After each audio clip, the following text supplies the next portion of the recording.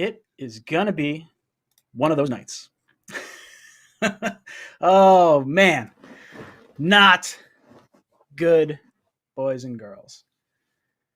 I'm running in a little late. Didn't have the opportunity to reach out to the Jets X Factor guys.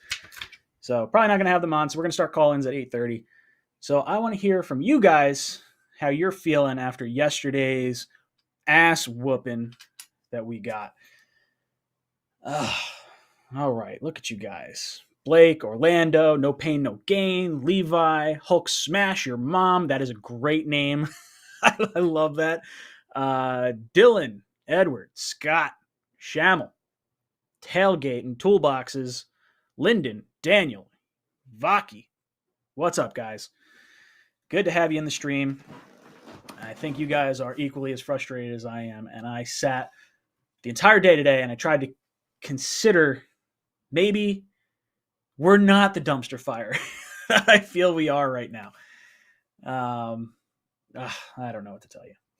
All right, let's do this. Jets lose 13-54 to the New England Patriots in what was not a very close game. The Jets were down by 14 points before Zach Wilson attempted his first pass. And man, can I tell you, did not start out well. Did not look good. That being said, the Jets got on a little bit of a thing going. You know, the second drive, Zach Wilson takes them down the field. They miss a field goal. So, you know, if you think about it, could have been 3-14. Jets wind up getting the ball back on the play Wilson ultimately came out on. They wound up scoring the touchdown. If he had stayed in, maybe they scored the touchdown as well. Then you're talking 10-17, and it's still kind of a game. But man, I can tell you once Wilson went out, the air just came completely out of my sails. Totally. I was doing my every pass from Zach Wilson video. I was dialing everything up. And then that happened, and I just threw my hands in the air, and I jumped on Green Bean's stream. And I sat and talked with him for like an hour and a half. It's rough. Let me vent real quick. You have 2 weeks. 2 weeks to prepare for this game. This was a team that seriously gave you an ass whooping the first time around. Zach Wilson throws 4 interceptions week 2 in our home opener. And I'm at that game, and man, it felt like the wind got sucked out of our sails that game immediately. The same thing ultimately happens this game, only in a worse fashion. Zach goes down, and don't give me this he's out of the pocket BS like that. I'm sorry. That defensive player for the Patriots that went low on Zach Wilson is a bullshit fucking tackle. Like, I'm telling you right now, that is a dirty hit. He may not have a dirty history. He may not be a bad guy, but that was a dirty hit. Like, I'm sorry, Patriot fans, if you are watching this, that was a dirty hit. There's no reason to go that low on the quarterback. He's not a threat of running as to like for where he was. All you have to do is push him out of bounds. That's all you have to do. I'm fine with the no flag. I get that. He declared himself a runner, but don't go low on the quarterback. That's just a bullshit play. I guarantee if the Jets did that to Mac Jones, Patriot fans would be livid. And you know there'd be a flag, of course. Then the second play, right after that, Judon hits Wilson from the back after he's clearly released the ball. It's not like he was coming from the other side where maybe he didn't see Zach Wilson's arm go forward or something stupid like that. No, he clearly saw the ball come out, and he hit him anyway. And you know what? Now we're without a quarterback. Zach Wilson sprains his PCL out 2 to 4 weeks. And I think for me, and I think a lot of Jet fans probably want to be overly cautious with Zach Wilson. I know they're saying they might put him on the IR, which would make him lose 3 games. I think what's going to happen is they will delay that decision till the end of this week. If they haven't made it already, I haven't been kind of focused on everything Jet related today with work going on. But more than likely, they're saying like, oh, he could be ready for the Buffalo game. That's not happening. I'm telling you right now, he's not playing the Buffalo game. What week is that? We got what? Bengals, Colts, Bills in 3 weeks? Not happening. Sorry. There's no way after an injury they're going to allow Zach Wilson to go against the Bills. They'll wait till the end of this week. They'll put him on the IR, which means he'll be active for the Bills game, right? Like it would be, oh no, he wouldn't be because he's out 3 weeks. 1, 2, 3. Yes. Math is hard. So then he'd be back for, what is that, the Dolphins game maybe? And even then, I don't think he'll be back for the Dolphins game if he goes on the IR, because it's 3 weeks, and if they do it at the end of this week, what is he going to get, 2 days, 3 days of practice, maybe? So realistically, you're talking him coming back against the Texans the end of November. That's my gut feeling. So what do the Jets do? The Jets go out and they trade for Joe Flacco. They give up a conditional 6th-round pick this year that can turn into a 5th-round pick pending playing time. And I'm fine with that move. I thought that was a play. I thought the Jets were going to bring back Flacco anyway, so to trade for him without having to necessarily give up like the full contract. Because right now the Jets wind up ultimately paying Joe Flacco 1 year, like $600,000 or something like that, I think is the contract, because he was on a 1 year, like $1 million deal without the bonus. But they've already played 7 games, so that amount is taken out. I'm fine with it. Late 6th-round pick, could be a 5th-round pick. Don't really have a problem with it. Should the Jets have gone for a veteran quarterback earlier? Yeah, I think we're all in agreement that we would have liked to see a veteran quarterback. I do think Greg Knapp was supposed to be that veteran quarterback presence, and tragically losing him, I think, hampered us. And then at that point, it's like, okay, do we just sign a guy just to sign a guy? I'm all right with trading for it now. I like giving Wilson the lion's share of reps in practice. There's no reason for a veteran to take reps from him. And who knows, maybe 2 to 4 weeks of Wilson sitting on the sideline, maybe that's what he needs to kind of reassess and think and just sort of understand the game, how to prepare. Flacco's a veteran. Super Bowl, MVP. Flacco knows how to get it done. Flacco looked halfway decent for us last year. It'll be interesting to see with Flacco, sort of how we saw Sam go out and Flacco played well. And I was like, all right, you know what? Sam doesn't look that good because Flacco's playing well. I want to see how Flacco does with the same setup, just without Zach Wilson. So that'll give us a little bit of an idea of where Zach is and where this team is. So I think that is important. Am I upset they're giving up a 6th-round pick or a 5th-round pick? No, I'm sorry. I don't care that much about the late-round pick. I'm all right with that. Realistically, we're going to be sellers at the trade deadline anyway, so we're probably winding up trading May. We could wind up trading Crowder. So if you move on from those 2 guys, figure you get at least 2 draft picks overall from them. And we're going to have, what do we have, 10 or 11 picks this draft? Sorry. It's all right. Not all those guys are making the team, especially with the Jets with $65 million in cap space. We're going to have an opportunity to add some players. And hopefully Zach just comes back strong. I do not want to rush him back. If he's coming back for the Texans game and in November, I think that is the perfect homecoming game for Zach Wilson. There's no reason to rush him back any earlier. Let him learn. A lot of people wanted him to hold on to the, be on the sideline. They didn't want to start him right away. So this is our de facto way of doing it. Not the way I want to have it doing it. And especially because, I don't know if you guys saw, I saw it for sure. When Zach Wilson came off the field, he looked fucking pissed. He looked so mad. He knows he's getting beat up. Jet fans know he's getting beat up. And, there's nothing we can do about it. Becton's out hurt. Fant winds up going down. I don't know where he's at with that whole injury. McGovern, Van Roten, and Moses look way lost. Not even in the same stratosphere. Moses, I'm shocked he's doing as poorly as he is. Now I'm considering going into the draft. I would be ashamed taking right tackle with our first pick and going center with our second pick. And then you sign Sheriff from Washington as the right guard, and you just beef up that offensive line. Who cares? Throw all your assets into it. If Zach Wilson doesn't pan out, Salah, LaFleur, Douglas, you're all out of here. So offensive line and weapons, numero uno. Right off the bat. Craig, thank you for the super chat. He says, I like Flacco. Zach needs to be sidelined until the O-line can protect him. I don't care if it's not until week 17. We can't let this kid get killed. Yes, I completely agree. I do not want to see our rookie signal caller behind a piecemealed offensive line. And look, I thought our offensive line was going to be top 15 coming to this year. And pass protection-wise, they're actually doing relatively all right. As weird as that sounds. It took them a little bit to gel. But I do think Vera Tucker is playing well. And oddly enough, some of the other offensive line pieces, Fant was doing all right in pass protection. But I do think with Becton out, with the right side of the offensive line not playing up to snuff, there's no reason to get Zach killed. And this is kind of how I felt about Justin Fields. I felt like that offensive line in Chicago was so putrid. Why risk your young quarterback behind that line? So for Zach to sit, let the offensive line kind of figure it out, I'm all right with that. Not the way it happened, but I am all right with him sitting and kind of learning and coming back. Remember, Sam sat for a little bit after the injury, came back, looked a lot better.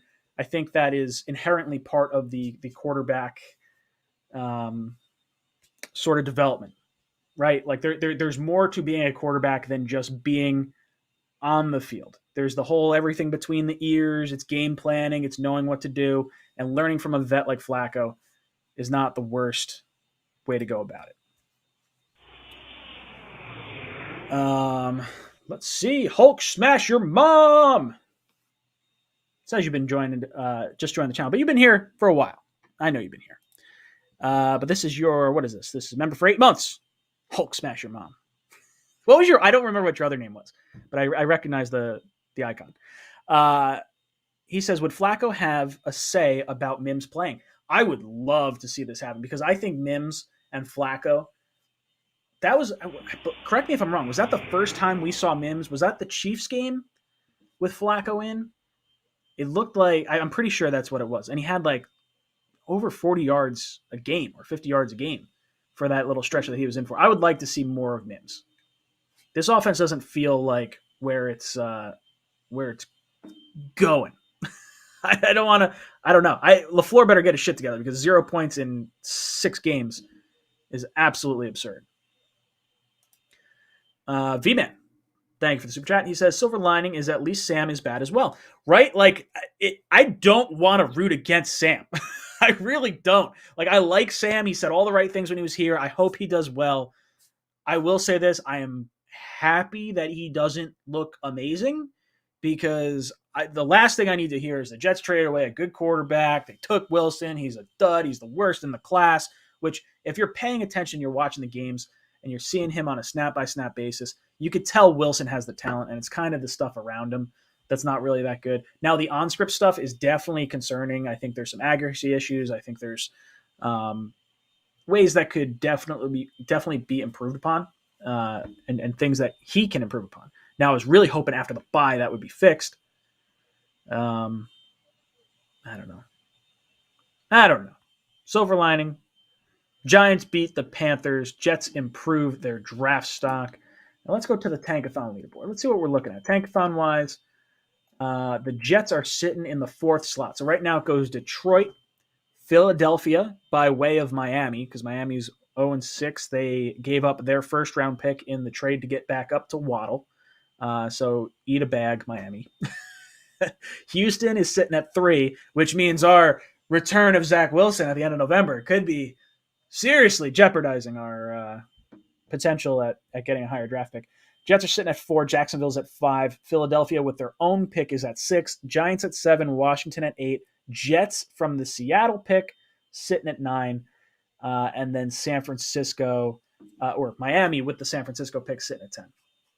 So we are very lucky because of trades and everything that Miami doesn't have the number 2 pick.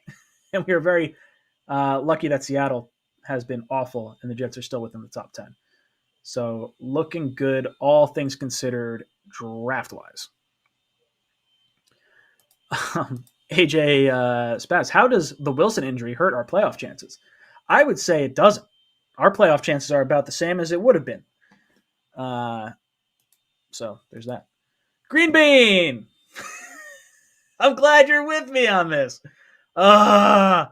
This is horrible. Green Bean and I sat around and commiserated. As soon as Wilson went down, I was like, yo, Green Bean, I'm hopping on the stream. I'm just going to sit here. I'm going to rant. And I got to the point where I was legitimately like angry and just not being a very happy stream partner. And I was like, Green Bean, I got to hop off. I can't do this to you. I'm being way too negative right now. Green Bean's always looking at the positive things. Always looking at the positive things. And I was not about it last night or yesterday afternoon. Ugh. Let's see. No Pain, No Gain says, I don't know if you saw the latest headlines from our famous coach, but he came out and said in bold letters that this team is going to win championships. Yeah, I saw that. That's coach speak, though. I'm sick of the coach speak. It's one of those, he's got to know what's right to say. And I think there's certain things like this that, make sense for him to say, like, hey, look, we will get there. It's going to happen. He's not going to come out and say, hey, look, we're a terrible team. We're not going to win anything. Like, that's just not what you do at all. I do think the Jets have the right coaching staff. Like, I think Saleh is the guy. I really do. I think with the NFL, there's an inherent risk in guys going all out when you're in a losing season. Guys will pack it in for self-preservation because these contracts are not fully guaranteed. And I can understand players being like that, but with such a young team, that should not be the case with the Jets. So motivation-wise is really, really an issue with the coaching staff. Offensive-wise and 54 points being hung up on our defense, like, yeah, go kick rocks. Ulbrich and LaFleur, figure your shit out. And I do think there is a risk of LaFleur falling on a sword for how poorly the offense has performed. I would like to give him 2 years, if at all possible. I just want to see some life. Like, if he looks good with Flacco in there, then I'm fine with giving him, the extra year and letting Wilson learn. Because the last thing I want to do is pull away an offensive coordinator and have Zach learn, 3 systems in 3 years. Similar to like Sam getting screwed around. Hulk smash your mom. I'm never gonna get tired of saying that. Hey, at least we're number 1 in something. We are the only team not to score in the first quarter. You're gonna make me turn green. Only team not to throw up any points. You know what I'm watching? And I'm like, it's like, long field goal. Wilson took him down the field. I don't understand the 2nd and 5 screen to Crowder with Elijah Moore blocking. Like, what the hell is that? You're telling me you got Corey Davis, Denzel Mims, Ryan Griffin. You got all these guys that can block. And you're throwing our smallest offensive player into block? Like, get the fuck out of here. What kind of play is that? It doesn't make any sense. So play calling has been an issue. But then they kick the field goal, and I'm watching it just goes, wide. And I'm like, yeah, of course it would. Because why wouldn't it, right? Like, that is exactly what I expect. I'm not a Debbie Downer, but man, when I watch it, I'm like, he's not making this. There's no way. There's something. There's a rain cloud hovering over my head, over this whole Jet fan base's head. They're like, you know what? You've been pretty good. But you're not supposed to make this kick. Like, we got other plans for you guys. I don't know what to do. No Pain, No Gain says, put Green Bean on the show tonight. Green Bean, you hanging out tonight? Where are you? He says, not today, buddy. That's all right. That's all right, Green Bean. You can have it on in the background. Let's see. Jon Snow says, I literally called that miss the second we got to 4th down. Ugh. Of course. I feel like we all did, right? Jets Blues. Think we should have a fire sale. CJ is ridiculous. When the tough gets going, so does he. Oh, I love CJ. I do not want to get rid of CJ. For all the shit I gave him the last year and a half from not playing or from opting out, he has been lights out. I know his PFF grade, not fantastic. But I do think CJ is the guy. Green Bean was saying, Green Bean, I'll send you the link. If you'd like to hop on and we can kind of go back and forth. Let's see. How do I do this? Sorry. I'm going to disregard the entire stream for a second so I can actually send this. Let's see. Green Bean. Donde está your phone number? There it is. Let's see. Bam. See, this is like, I type out the whole thing and then he's got to type it out. There should be a way. I could probably email it, but I don't know Green Bean's email. I should. Let's see. / oh man, now it's all the letters and stuff. Oh, that's not the right number. Green Bean's going to wind up in someone else's chat. NHC 2 All right, Green Bean. I just sent you the link. So if you want to jump in, by all means, jump in. All right, what was I talking about? Jets Blue says May no longer wants to be here. Crowder worth something. Shepard ? Get young. Play the kids if this is the plan. Yeah, look, May and Crowder. I'm sorry, I'm trading both of you. Get what you can. Have the fire sale. Move on. I love Crowder. I think he's been a great Jet. May have really liked him up until this year, specifically the last few weeks. I would say I've soured a bit on May, but I do think the Jets should move on from both of them. Let's see what we got.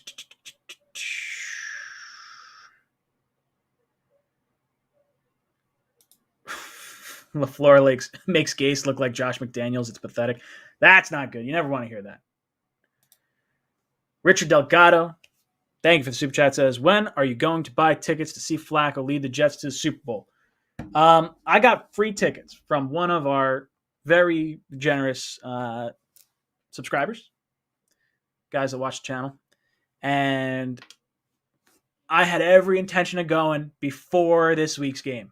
Now, Wilson getting knocked out, you're talking long commute down there. Not long. Hour there, hour back.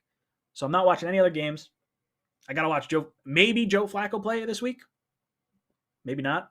I think he's in here early enough where he could probably pick up enough from being in the league. I don't know.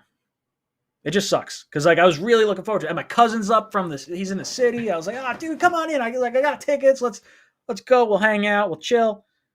Nope. Sorry, I'm not doing it. I should have waited to buy the parking pass, and now there's a $35 parking pass. Wound up being like $48 because this friggin' those Ticketmaster fees. They'll get you every time.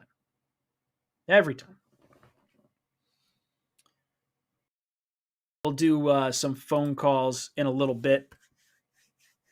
I want to get Green Bean on here. So 8:30 after Green Bean hops on, we'll talk a little bit about this. David says, I really had an issue with Salah saying it's on Zach for taking that low hit. Stand up for your rookie quarterback against a team we hate more than any other team. Yes, he should have been very vocal and angry with the Patriots. If I'm being completely truthful, it is on Zach. If Zach can play from the pocket, he doesn't have to roll out and do that. If Zach goes out of bounds or throws the ball away, he's not taking that hit, right? Now, I think it's a bullshit fucking hit. Like, you don't have to go low on a quarterback that's right on the out of bounds line. Like, I'm sorry. Like, Salah should have absolutely gone off about that hit. I would have been up and down screaming. Call for a flag. Even if it's not supposed to be a flag, call for a flag. Like, you might be able to convince someone that it's an unnecessary roughness, right? Like, I don't know. It sucks. It really sucks.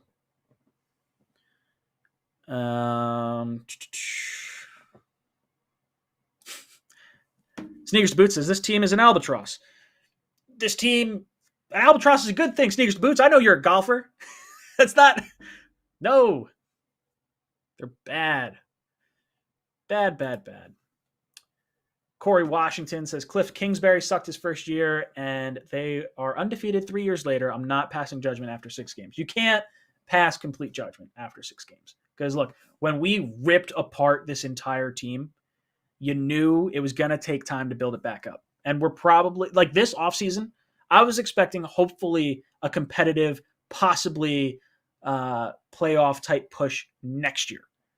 I'm still going to expect that because we have plenty of money, plenty of draft picks. There is zero reason this cannot happen, aside from our own ineptitude.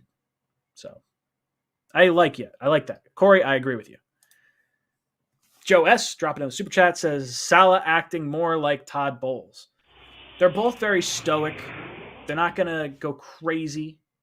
They're not gonna throw their players out to dry it all. Like, I feel like Gase wound up doing that a lot. I really didn't like it. You got to have your players' backs. And I felt like Salah didn't necessarily have Wilson's back as much as he should have. Like, even if you're kind of in the wrong, still have your guys back. Hulk, smash your mom. I'm just going to keep saying it. All gas just lit up the dumpster. All gas just lit up the dumpster.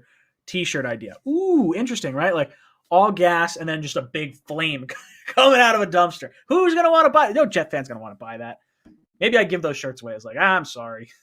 It's a good idea. I had some shirts on there for a little bit that were very down in the dumps kind of shirts. It was I had a not your same Darnold Jets shirts for a little bit. Green Bean says he's here. Green Bean, where are you? I don't see you. Let me see. Green Bean, let me invite you via the email. How do I, oh, damn. Takes up this whole thing. What am I doing? Sorry. Green Bean, I don't see you on the stream side of things. I see you in the chat. Mean Bean is angry. Hulk Smasher Mommy says he would buy the shirt. Maybe I'll make it so you can get it. We'll do it like at cost. Who else we got in here? I saw Richard Delgado come in. Where'd you go, dude? Richard Delgado celebrates 11 months of membership. Thank you, Richard. He says Greg Van Roten greater than Quentin Nelson. No cap. No. Absolutely not. Green says I clicked the link. Well, maybe I typed the link wrong. Jeez. Can I just share the link? I just want to share the link. Copy link. All right. Greenby, do I have your email address? I think I do. Maybe I do. Maybe I don't. I thought I did. There it is. Green Bean Jets fan. Man, that would have been way easier. All right, Green Bean, I just emailed it to you. So there you go. Hopefully it pops through on your side. It says I'm waiting. I probably sent you the wrong link. That's what it comes down to. But it should be in your Gmail now. What else we got? Our Flacco fans, serious, really think this is going to go well. It doesn't have to go well. He's a placeholder, right? Like, you're not expecting to win any games with Flacco. You're just kind of like coasting. You just want to grade the offense. Like, do we have an offensive line? Do we have wide receivers? And it's our boy, Green Bean House. Yeah, dude. So, Flacco's going to save us, they're saying in the chat, huh? That's what they think? That's what I'm hearing, right? How you feeling about the Flacco trade? Well, you know what I'll say about it? I think it's good. It's proactive. Mm-hmm. So I'm happy about proactive. You know what I mean? I like that. Number two, I think we're going to get very similar to last year when we were like looking at Gase's offense and all this shit with Sam. And then Flacco came in and threw for 300 yards. It was like, okay, this is interesting. I think Flacco really accelerated the idea that Sam just doesn't have it, as opposed to thinking keep Sam because Gase is just, he's a torture chamber. So I don't know. It's going to be interesting. Now Zach is obviously still in his first year, so we don't know what the fuck's going on. But look, nobody can deny that Zach has had issues, like just hitting people, making stupid moves. So Flacco's going to show us some stuff. My only concern is, when is he supposed to come in? I thought this was the most complex offense on planet Earth. What's up? Is he going to come in and play in this weekend, or is it Mike White? Is it Josh Johnson? What's up? I would think if they can get him up to speed this week, he'll be playing. I think the best part about having Flacco gives us an idea of if LaFleur knows what the hell he's doing. I think for me, that's the biggest thing, because Mike White running your offense, probably not giving you any kind of accurate grade. Like, at least Flacco should be able to run the plays that LaFleur is calling. Like, anything that I shouldn't say anything. There's plays, I'm sure, that are designed specifically for Zach Wilson. But I think getting some sort of read on LaFleur, like, look, you have a Super Bowl caliber, well, previously Super Bowl caliber, right? At least a reasonable backup in there now. A guy that is not a rookie. He's seen the defenses. He should be able to make the right throws. We saw him just last year have some pretty nice games with the talent we had, and I do think the talent this year is better than what we had. Dude, Yeah. So like imagine Joe Flacco comes in. Like, cause look, right now, me personally, I am not on LaFleur's side. I'm not defending him right now. You know, they had 2 weeks. He said, I looked in the mirror and they came out of the big mirror session. And LaFleur said, I looked in the mirror and I decided that I don't need to fucking change anything. Like that's what he did. It was an identical game plan as we've seen in the past 5 weeks. So if Flacco comes in and throws for 290 and 2 touchdowns, you know what I mean? It's like, okay, maybe LaFleur's offense can be redeemed. You know what I'm saying? Now, the only thing is, I'm still a firm believer that LaFleur, he does not know how to utilize the talent that we have. That's why I'm sick of people saying, Joe, I get all these texts, Joe must go. Dude, it's the furthest thing. Like, we have enough talent to compete. It's not being used properly. 54-13, way too much talent. So right now I'm thinking LaFleur sucks. But if Flacco comes in and plays well, then I'm just thinking LaFleur doesn't know how to. He's a rookie, so he can't be tasked with bringing up a rookie and grooming him. He doesn't know what he's doing yet. But if Flacco comes in, then it kind of shows that that's where the issues are, which is workable. It's at least workable. You know what I mean? So I don't know. I think it's a good move. I mean, I do. I think it's a good move for where we are right now. But, you know, I'm not going to lie and say my expectations are all that high. But all those things we just said, I think, do apply. You know? Yeah, no, I think you're spot on. Do you want to take some phone calls? I think I figured it out where you should be able to hear it. Oh, amazing. Yeah, that'd be fun. Let's see. I'll throw the phone number on the screen.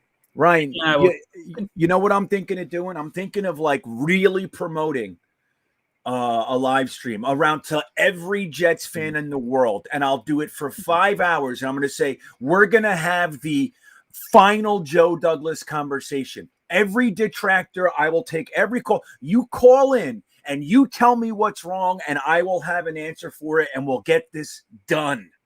You know what I mean? Right. Like I'm sick of it. Look, I'm not going to lie. There's some issues with Joe Douglas, sure. Of course. But I'll be honest, I like Joe Douglas. I think he is one of the better GMs we've had, if not the best GM we've had since I've been, around. Absolutely. You can't look, nobody's going to be foolish enough to say he's perfect. No way. We got to remember too, this is his first time in the job. Look what he's doing. First time on the job.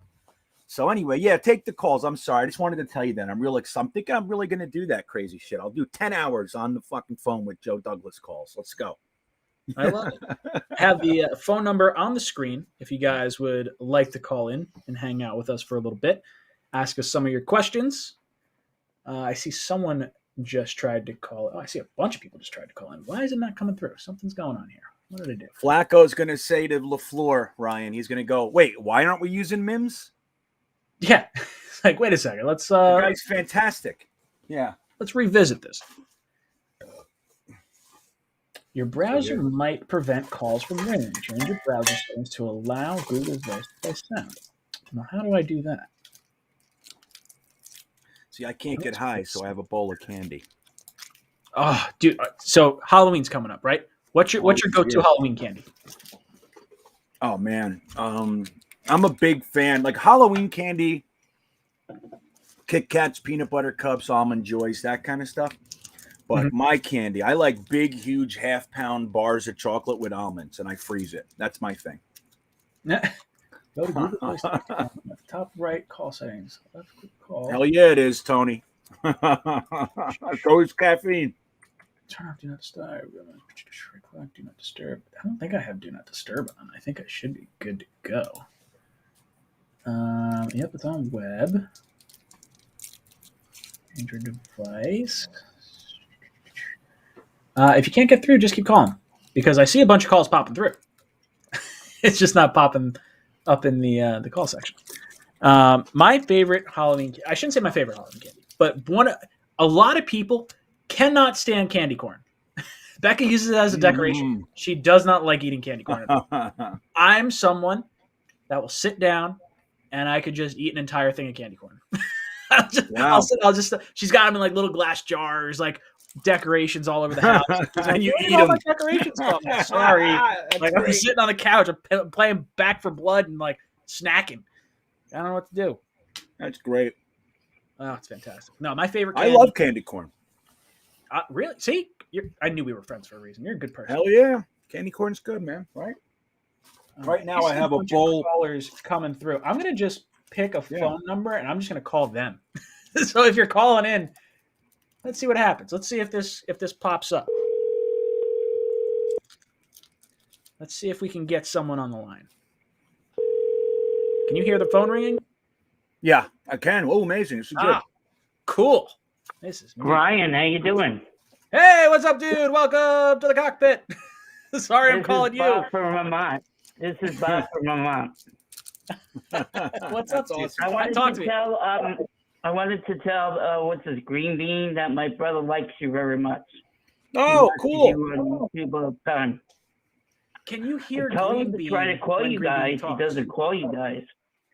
Oh, that's all right. I'm happy that they have Joe Flacco. That's a pretty good pickup. I think they picked up a good quarterback. Yeah, no, I'm loving the Flacco pickup. Green Bean, what do you think about Flacco? I love him. Can you hear me, buddy? Tell your brother that's awesome. I appreciate that, man. Sincerely. Yeah, I hear you. Are you from New York, Green Bean, too? New Jersey. Originally. Okay, yeah, you sound like you. Yeah, and Ryan, how's your dog doing? I love your dog. Dog's doing well. She came home. She was jumping all over me. I was so upset I couldn't hang out with her. Now, how old's the dog now? Dog is a year and a half now. She's 18 months. And then I'm happy my Giants won yesterday, so I'm sorry to bring that up. Ooh, a Giants fan. Look, Jet fans are happy Giants fans won yesterday as well because you helped out our second-round pick and you kind of pushed yourself down the draft pick board a little bit. Yeah, right, because of you traded, right? Somebody. Yep. Yeah, we got the Panthers second-round pick, so we're excited about it. Can I tell you a story about one jet game me and my brother went to? Yeah, absolutely. See, we went to, remember the old stadium when it was, I think that was the last game they played there until they knocked it down. So we went there, we went to the parking lot, and guess Ray Romano was there. We met Ray Romano. Oh, that's pretty cool. You know? We shook his hands and gave us an autograph. Are you saying everybody loves Ray? Yeah, everybody loves Raymond. Yeah, did you ever see that show? Oh, it's great. Yeah, of course. Yeah, no, absolutely. Yeah. You're from Long Island, right, Ryan? Me? No, I'm not from Long Island. I'm Jersey. Technically I'm New York. Oh, you Jersey too?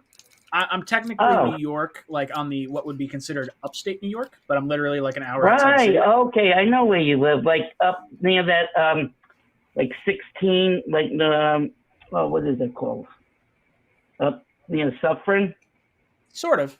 I'm a little bit past that, but yeah, I'm like basically an hour from the city. I know where you live now. Yeah, I know that area. Yeah, I grew up in Orange County, born in the Bronx. Yeah, there you go. And then I moved to Queens, and we moved to New Hampshire. Now we're in Vermont.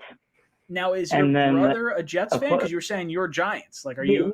Yeah, my brother's a Jets fan, and he likes you guys. I told him to try to call you guys. Yeah. He goes on YouTube. Yeah, he loves Green Bean. He says he loves Green Bean. Dude, everyone Green Bean, loves you're Green awesome. He's just the most genuine guy. Yeah, he reminds me of the Giant fan, Joe. I don't know his last name. Do you know Joe? The Giant fan? Giant fan Joe. Like on YouTube? Yeah, he goes on the hub. He's an older gentleman. He had a beard. Not as big as that beard, like small. This beard. is Green Bean's getting ready for Christmas. He's packing all his toys. Yeah, I know. He looks like Santa Claus. Yeah. Yeah. Hey, dude, you want it? Listen, awesome. And what's the other guy? You have two guys on, Ryan, usually, right? Oh, yeah. Yeah, we usually have O'Leary on Tuesday, too. Matt O'Leary. Tomorrow. Yeah, where is he? He's not doing it tonight? No, normally I have the Jets X Factor guys on, but I didn't send them the link beforehand, and I was kind of leaving work, so I was like, I'm just going to fly solo. And then our buddy Green Bean hopped in the chat, so I sent him the link. Do you have anybody on the line waiting for I talk a lot, I know. That's all right. Dude, thank you so much for calling in. I'm going to eject you from the cockpit. Boom! What a good dude. Yeah, good guy. Good guy. All right, let's see. I'm gonna pick another number at random. I'm just gonna call him. So you might get a call from me. This is great. I'm sorry, the person you are trying to reach has a voicemail box that has not been set up yet. Oh, Come on, set up your voicemail, man. What is I this? feel like I should just 1986? call like. Should I leave them like weird voicemails when we get the Yeah, calls in? should. I feel like we We'll should. be like, yeah, we'll be like, ooh. Let's see. I'm just picking a random number. Actually, you know what? I think I'm calling the same guy from before. And he's gonna be like, hey, what's up? He's like, hey, I just called you. Let's go this one. This guy's got a 420 number in it. It makes me smile. Who we got? Who we got? Hello. Hello. Welcome to the cockpit. This is 𝐗-𝐷𝐿, the biggest green bean fan in the nation. Yeah, that's Jeremy, isn't it? Yeah. That is. That's What's up, Jeremy. guys? Nobody does a fucking 𝐗-𝐷𝐿 anymore but Jeremy. That's great. Oh, Rusty Spooner said I was calling him and I hung up. So Oh, that was him? Oh, bummer. Oh, my bad, dude. Oh, That's okay. We're talking to that Jeremy. was How's Jeremy doing? I'm doing okay, man. I don't know why people are so upset about picking up Joe Flacco.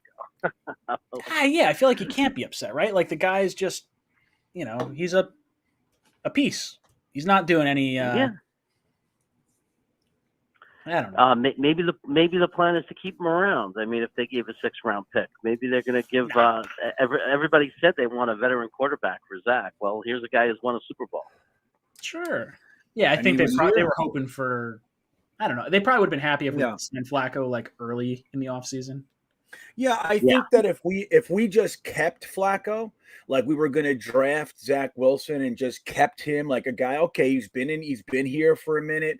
He's obviously a vet. I think people would have been happy with that. Like it's one of the things I go back and forth on. You know what I mean? Like we do have Josh Johnson. They believe more in building young talent than they do getting old guys around here. But I get that gripe. You know what I mean? So I think this will satisfy people, but at the same time, it's also going to be perceived as, why now? Like too little, too late kind of thing, And I can understand that too. Yeah, but it's kind of like what do you want from them? It's like, do you want them to be able to admit their mistakes and change or not? Like, do we want them to not use Mims because they don't want to admit that they made a mistake, or would we rather see them admit their mistake and realize, the personnel decisions have been poor? Like, I want people that can face the music and, basically say we made a mistake. So would it be the worst thing in the world if they said, yep, we thought that we could do without it, but we need a veteran quarterback presence with Zach Wilson? Yeah, I mean, look, I think the veteran quarterback presence, it would have been. I really think Knapp was going to be that presence on the sideline, and then losing him, and then it's like, okay, we're just going to roll Zach, and then now he goes down. Now you bring in someone who can run the offense. I think the thing that we're missing is the valuable experience on the sideline. I mean, we have Matt Cavanaugh, but Mm-hmm. We don't know how he's meshing. I mean, Saleh spoke favorably of him, but what's he going to do? What's he going to say? Nah, this guy sucks. Yeah, we don't want him. Yeah. Well, according to Saleh, everybody is amazing, right? And we just don't see practice. Oh yeah, we had another great week of practice. I'm so sick of hearing that.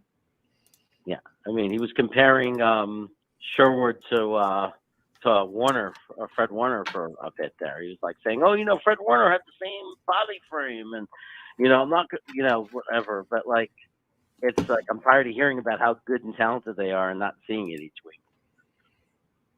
Oh, dude. Yeah.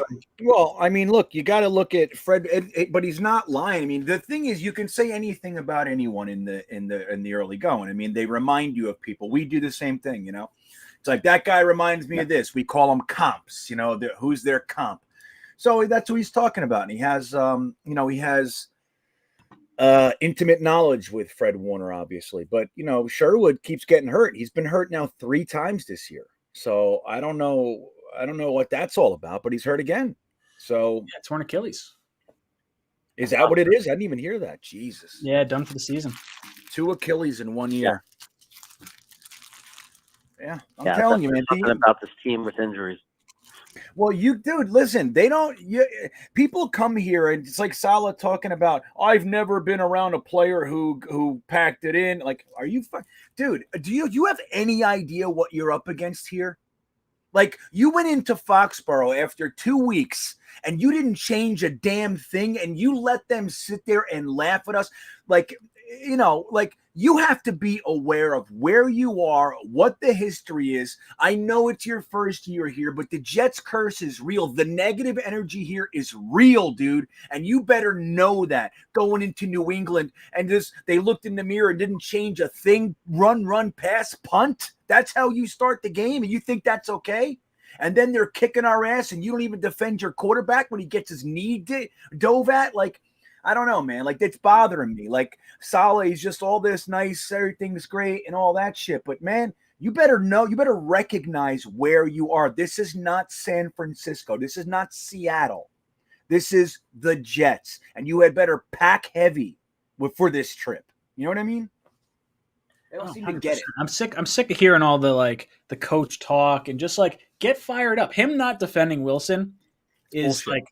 Yeah, I wanted him going after him. Like, if there's a time to get hot, it's when someone goes low on your quarterback. That's right. And just because Zach Wilson was over outside the pocket and took an extra second to throw it, like, while we all agree, we were all saying, why didn't you just throw it? Throw it. He's trying to see if something opens up. I get it.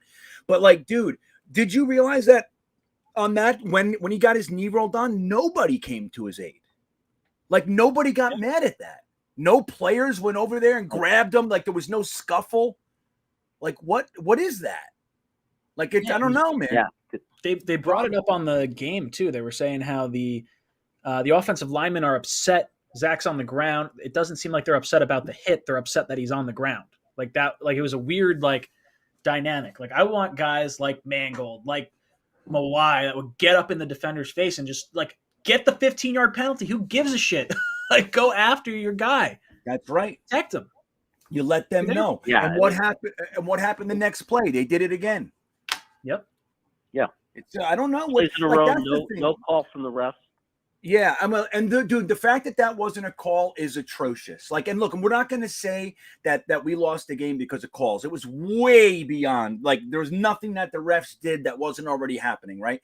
But that play, we get those calls for 10% of that hit. He dove at his knee, grabbed it, and rolled. And you cannot do that in today's NFL. And they didn't even think of throwing that flag. And it is bullshit. It is absolute bullshit. And the fact that nobody's talking about it, it should be the biggest thing in the world. What about Quincy Williams' late hit? The guy was throwing the ball. He hit him while the ball was still in his hand, and they threw a flag.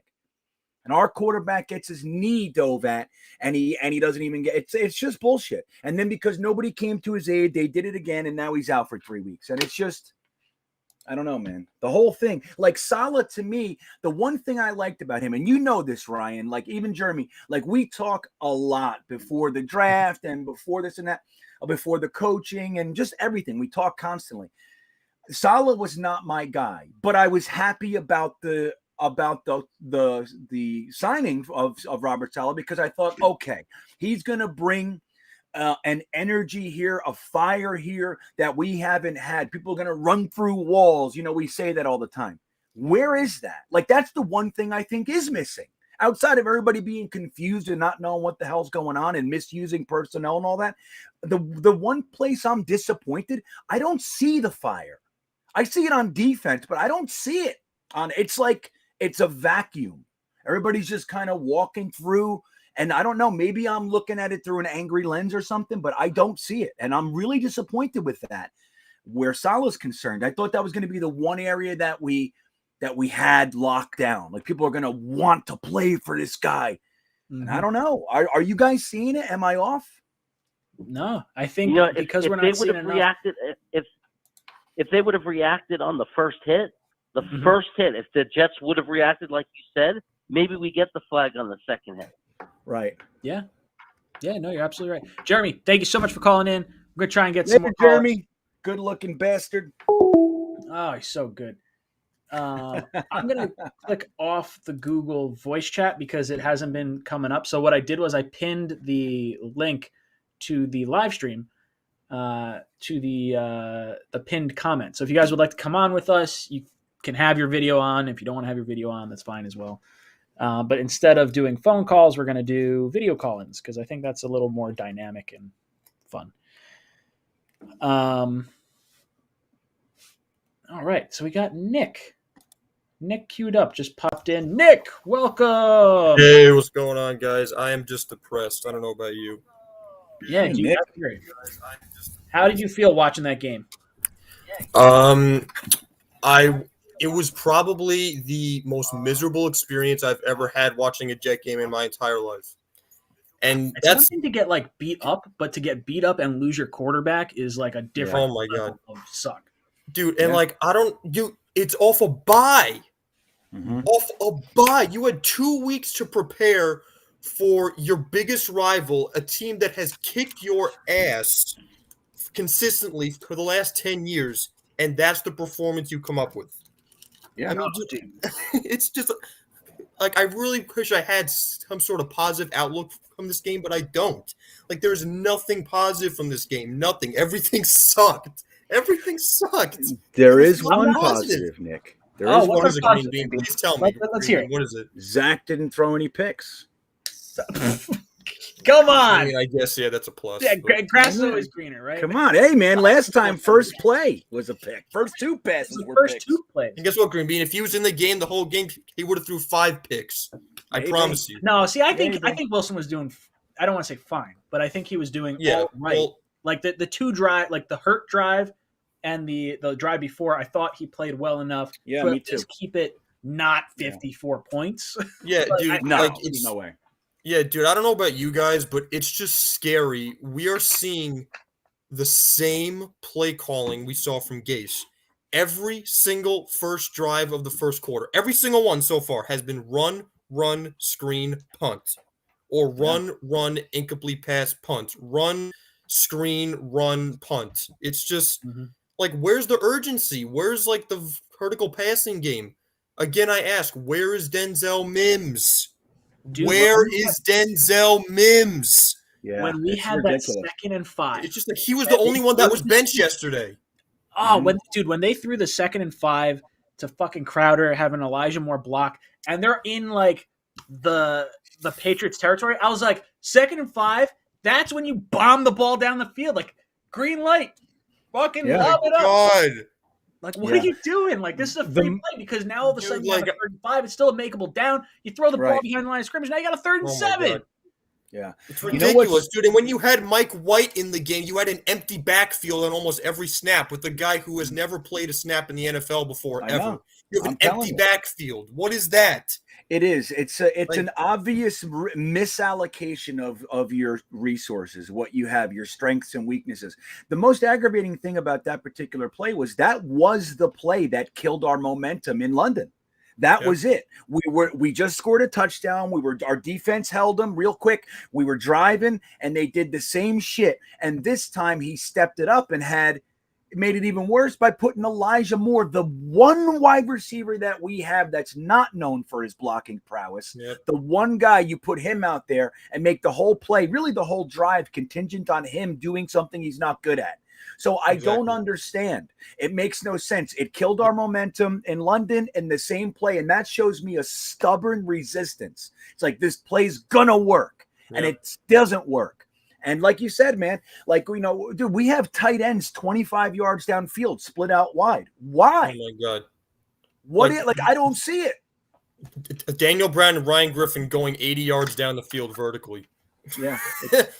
Yeah, and I don't know if anybody else caught this yesterday, but on the 4th and 1 play, where obviously it was a predictable play call by Michael Ford, just to inside drive or whatever it was, Greg Van Roten gets blasted at the line immediately. And the Patriots aren't the one who tackled Michael Carter. Greg Van Roten is the one who tackled Michael Carter because he gets pushed 5 yards deep into the backfield on his heels and falls right on Michael Carter. Carter doesn't pick up the first down. It's a turnover on downs. The Patriots get the ball. So Yeah. the reason why we didn't get that conversion is because Greg Van Roten gets blasted at the line and tackles our own running back. Yeah, Like, but how is this guy still on the field? How is he but on the- the team? the- Cut him. the Cut deeper him. problem, the deeper problem is that was the play call. Why is it predicated on Greg Van Roten pulling? Like, what are you doing? Why are you What are running you that? doing?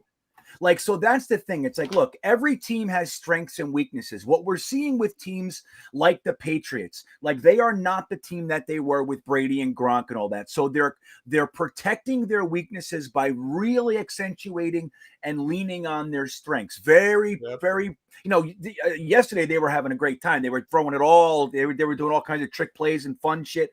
But generally speaking, that's what they're doing. We, on the other hand, we are not using our players to their strengths. We are really highlighting our weaknesses, and that to me is the big problem. When people say it's Joe Douglas, dude. The talent is here to be competitive. We have not had a wide receiver core like this in 10 years. At least since Braylon, Santonio Holmes, Cotchery, we have not had a wide receiver. The 1 year with Decker and Marshall, sure. But overall, we haven't. Dude, this team is talented to at least compete, and we're not. And that needs to be changed. The fact that they went 2 weeks in the bye and came out and decided we're good, that's a problem to me. That's where the problem is. Yeah. And like the fact that everything is fine, apparently. Like, Hack Wilson gets late hit on a flag, no flag. Oh, everything's fine. It just happens. Dude, if that was my quarterback getting blasted on a late hit like that, where Matt Judon blatantly goes low, like 2 full seconds after Zach gets the ball out, I would be screaming at the damn refs to throw a flag. I would tell my players, you know what? You guys, Quinn and JFM, go hit Mac Jones. Go level him like 5 yards after a pass or whatever. Yeah. And that might sound like a little much, but like his team has no balls. It has no nut sack. None. It doesn't exist. It doesn't exist. Nick, we're gonna get to the next caller. I understand. I appreciate you jumping on, dude. Thanks for having me, you guys. Good call, Nick. Love it. Fingers crossed. All right. Next up, we got Vinny. What's up, Vinny? How you doing, brother? Fine. I'm taking one of these for all of us. Hey, V-Man. That's V-Man. Yeah. What's up, Oh, buddy? yeah, of course it is. Yeah. Look at that. What do you got, prescriptions? Prescription 𝐗-𝐁𝐿. Oh, my gosh. There you go. I love it. There you go. He uses his prescription bottle as a shot glass. Yeah, that's funny. I'm just eating You want Snickers. to know what that game was? Do you want to know what that game was? That game was equivalent of getting your ass owned in Mortal Kombat by your older brother, and him knowing not just any fatality, but the longest, most excruciatingly painful to watch fatality. Yeah, just for him brutality. to rub it in how much better he is than you. Yeah, what do they call that? They call those brutalities, don't they? On Finishing move, just like fucking, Yeah. I'm gonna let you sit and watch me as I demolish your last will, like the last will that you got. Yeah, that's pretty much that in a nutshell. So we have to see. I mean, look, like you said earlier, Ryan, I'm not done with Salah, I do think he needs to do something. Like right now, we're about to see what you can do. And if he decides not to change anything, at the end of the year, you have to evaluate that. You really do, as Joe Douglas. I mean, look, Salah is clearly a very well-respected coach and all that. He's never done this before, and he made the mistake, in my opinion, of hiring guys that he happens to care about on a personal level. So there's all kinds of meshing and everything. But we're going to have to see dude, you have to do was this shit ain't working. It was ridiculous. It was just most ridiculous. I mean, this is not the juggernaut Patriots team. This is not 2007 Patriots. Mm-hmm. This should have not been this much of a beatdown, but it's just like, and sure, yes, there are some bad calls. I mean, the no call passer, the no roughing the passer calls. I think it wasn't one of those interceptions questionable. If I remember correctly. No, I think that was an interception. When I was watching, I was like, oh man, that's a pick. Like it was low, like for sure. It almost looked like it hit the ground. I do think it was a pick though. I'll say No, this. but no, like that shit pissed me off. It's like, and then you're not doing anything, but like teams like Jets teams of old, they would just, there'd be something. They'd be like, do that again, you're gonna, like, they'll send a message. They'll be like, okay, you fuck with our guy, we fuck with you. That's what it was. I love Rex about that. He's like, you fuck with one of ours, we're gonna fuck with two of yours. Like, that's right. That was the smack in the mouth that I would love to see from this coaching staff. And I thought we were getting that with Salah. Like, it really felt like he was gonna punch you in the mouth, and he's just been like a pussycat. Yeah, he's a pussy. Old Testament, eye for an eye, tooth for a tooth. Yeah, that's right. Yeah, Ryan, you're so right. That was, I mean, look, it sucks that Rex kind of was stuck in that character. Like, he couldn't be real. He was like, and obviously the league was passing him by and all that kind of stuff. But that attitude was something that I loved about Rex Ryan. You come and fuck with one of ours, we're going to do that to two of yours. Yeah. You think we got a target on our back? Good, because we already have one on your chest. It doesn't matter. Like, man to man, we're going to beat you. And it worked for 2 years. And, like, that's what we're missing. Not that I want Rex back, because I firmly believe that he's a relic. He's done. Mm-hmm. He's not a coach anymore. But something like some balls. And that's what I thought we were getting with Salah, too. Not that he can't still get there. He's still trying to figure out who he is. But, man, this is tough. It's tough to watch. It's frustrating. It's like, is absolutely being able to watch LaFleur's offense under Flacco. I think that being able to grade LaFleur, I think is more important right now, because that's a critical point. That is a friend relationship there that I think is really not the best. We'll see. Yeah, no, it's just frustrating. Vinny, anything else before I get to the next caller? Okay, so all right, it's this time of year, what are your go-to horror movies for this time of year? Ooh, okay, I got a few dialed up. So I love the first Saw. I went to school for film, so like there's certain things that I really like. The first Saw. I got a buddy of mine. I wrote a horror film. I haven't watched the first Saw in a long time. I really like it a lot. Scary Stories to Tell in the Dark recently. Really good scary movie, and it's not What's like it called? Gory scary movie. In Scary the Dark. Stories to Tell in the Dark. Oh, right. Highly recommend it. Yeah, it was. I think it was a book series at one point. I don't actually know. I never read the books, but that's one of my favorite, like, scary but not gory kind of movies. Yeah. Scary and gory. Yeah, it's not gory. It's just like kind of a creepy, like weird, scary kind of movie. Yeah, I love the classics. Let me go pure horror. My pure horror, one that just gets me like blood, like, oh man, I can't turn off the lights. Jeepers Creepers. Oh man, dude, it just when they play the song, it just gives me the willies. I'm sorry, Jeepers Creepers has got to be one of the most like it just makes my skin crawl. No, I love classic. I love Kubrick's Shining. Well, let me ask you, V man. Like, I'll say a couple things, but my first question is: have you ever seen the 1970s movie called The Changeling with George C. Scott? Have you ever seen that? No, like I've seen some classic horror. I saw the original Night of the Living Dead. Yeah, but I asked you a question. Did you see that? No, I said no. All right. Okay. So I'm gonna make a recommendation. If you can get past the fact that it's like 70s, like it's a 70s movie. No, I don't mind retro movies. I used to watch a whole lot of. I mean, this is old. I watch old B movies with my uncle. Nice. You gotta go get The Changeling with George C. Scott. Sit in the dark and watch it. You're gonna come back and say it was the scariest movie you've ever seen in your life. I want you to watch it, V-Man, and let me know. That movie tormented me as a child. Scared the shit out of me. I've read some terrifying stuff. Like, you'll see, dude. I'll say this: watch it, buddy. Dead. So you brought up Night of the Living Dead, so film thing. One of the movies I had to watch. So it was black and white. It was one of the lowest budget films ever made. And for blood, they used Hershey syrup because it was shot in Pennsylvania. And that was the local townspeople. Did that. Yeah, they got the local town to come in and work on the film. And I believe there was another weird like factoid about it. I think it was like the first what was it? I don't know.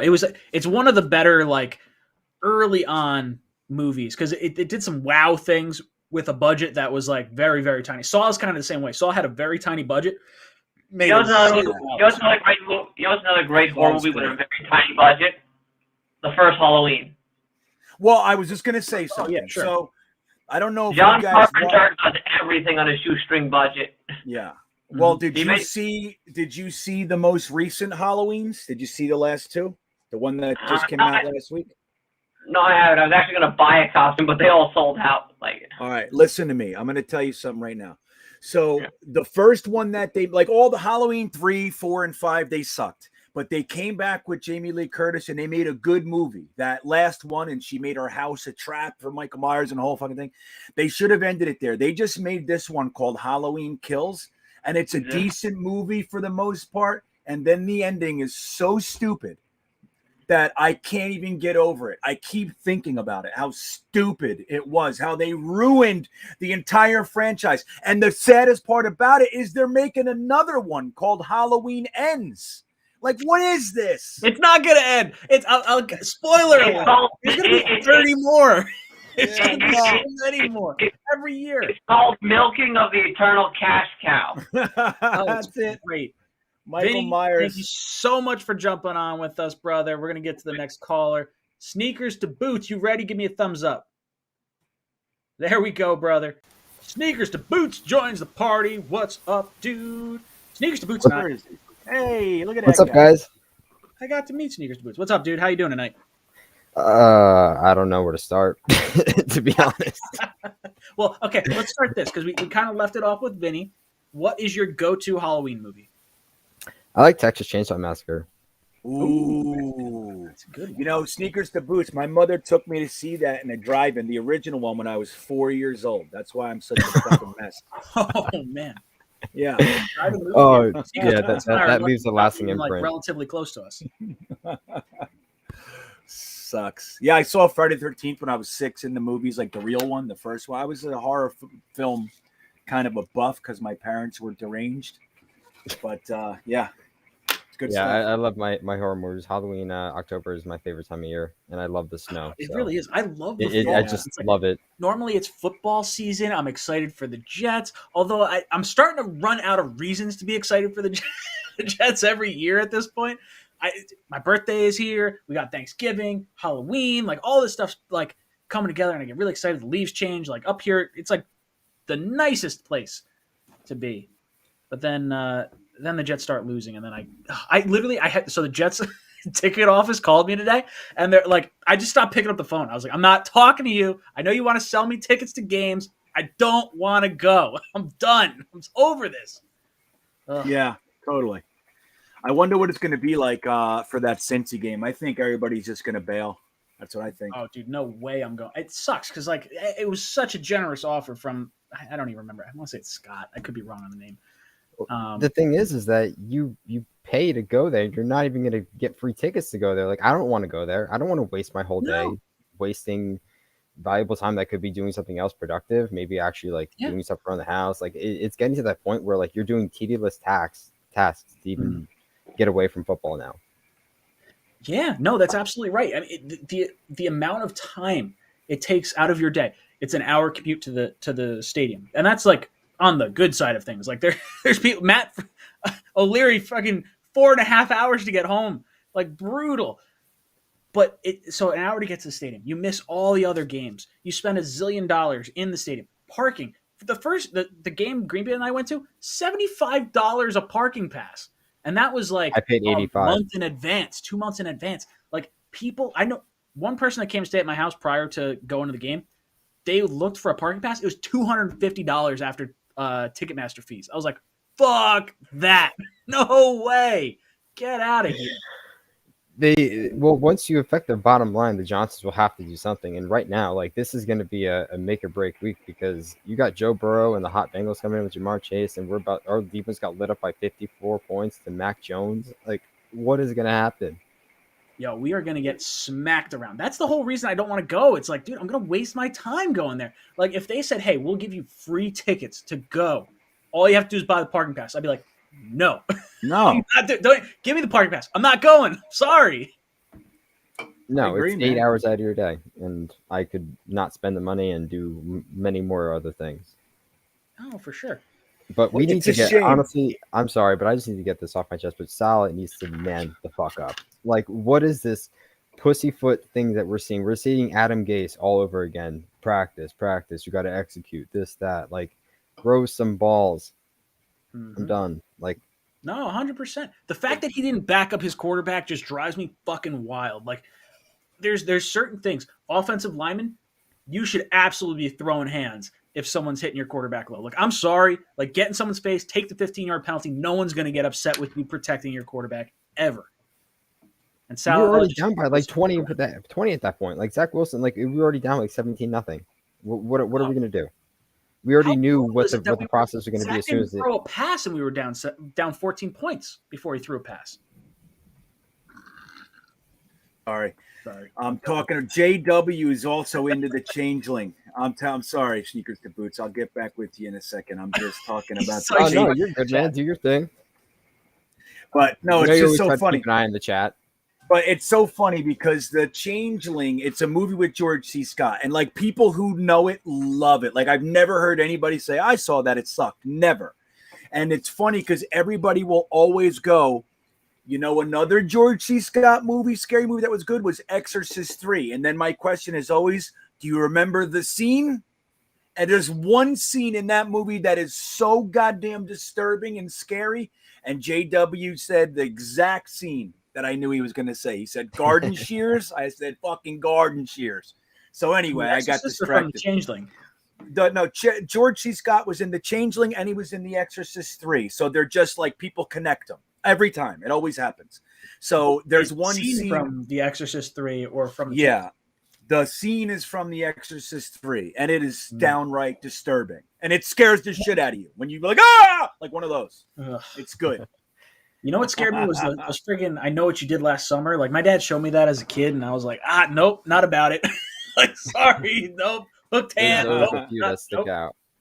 Ugh. But question though, what do we do from here? I mean, literally the bar is on the ground and we decide to dig a hole and go underneath it still. Like it's to the point where it's just like you can't even think that they actually have brains of what they're doing. Like how incompetent do you think we are as fans to watch this mess keep coming back to the same thing? Like keep coming back to a girlfriend or an ex-girlfriend that decides to come back for like a week and then just leave you again every single time. Dude, it's good analogy. Impressive how bad we've been. Like looking at last year, I'm looking at this realistically. I was okay. Sam Darnold, statistically, over the course of the 3 years he was with us, last in the league. Adam Gase, probably the worst head coach in football last year. One of the hardest schedules in the NFL last year.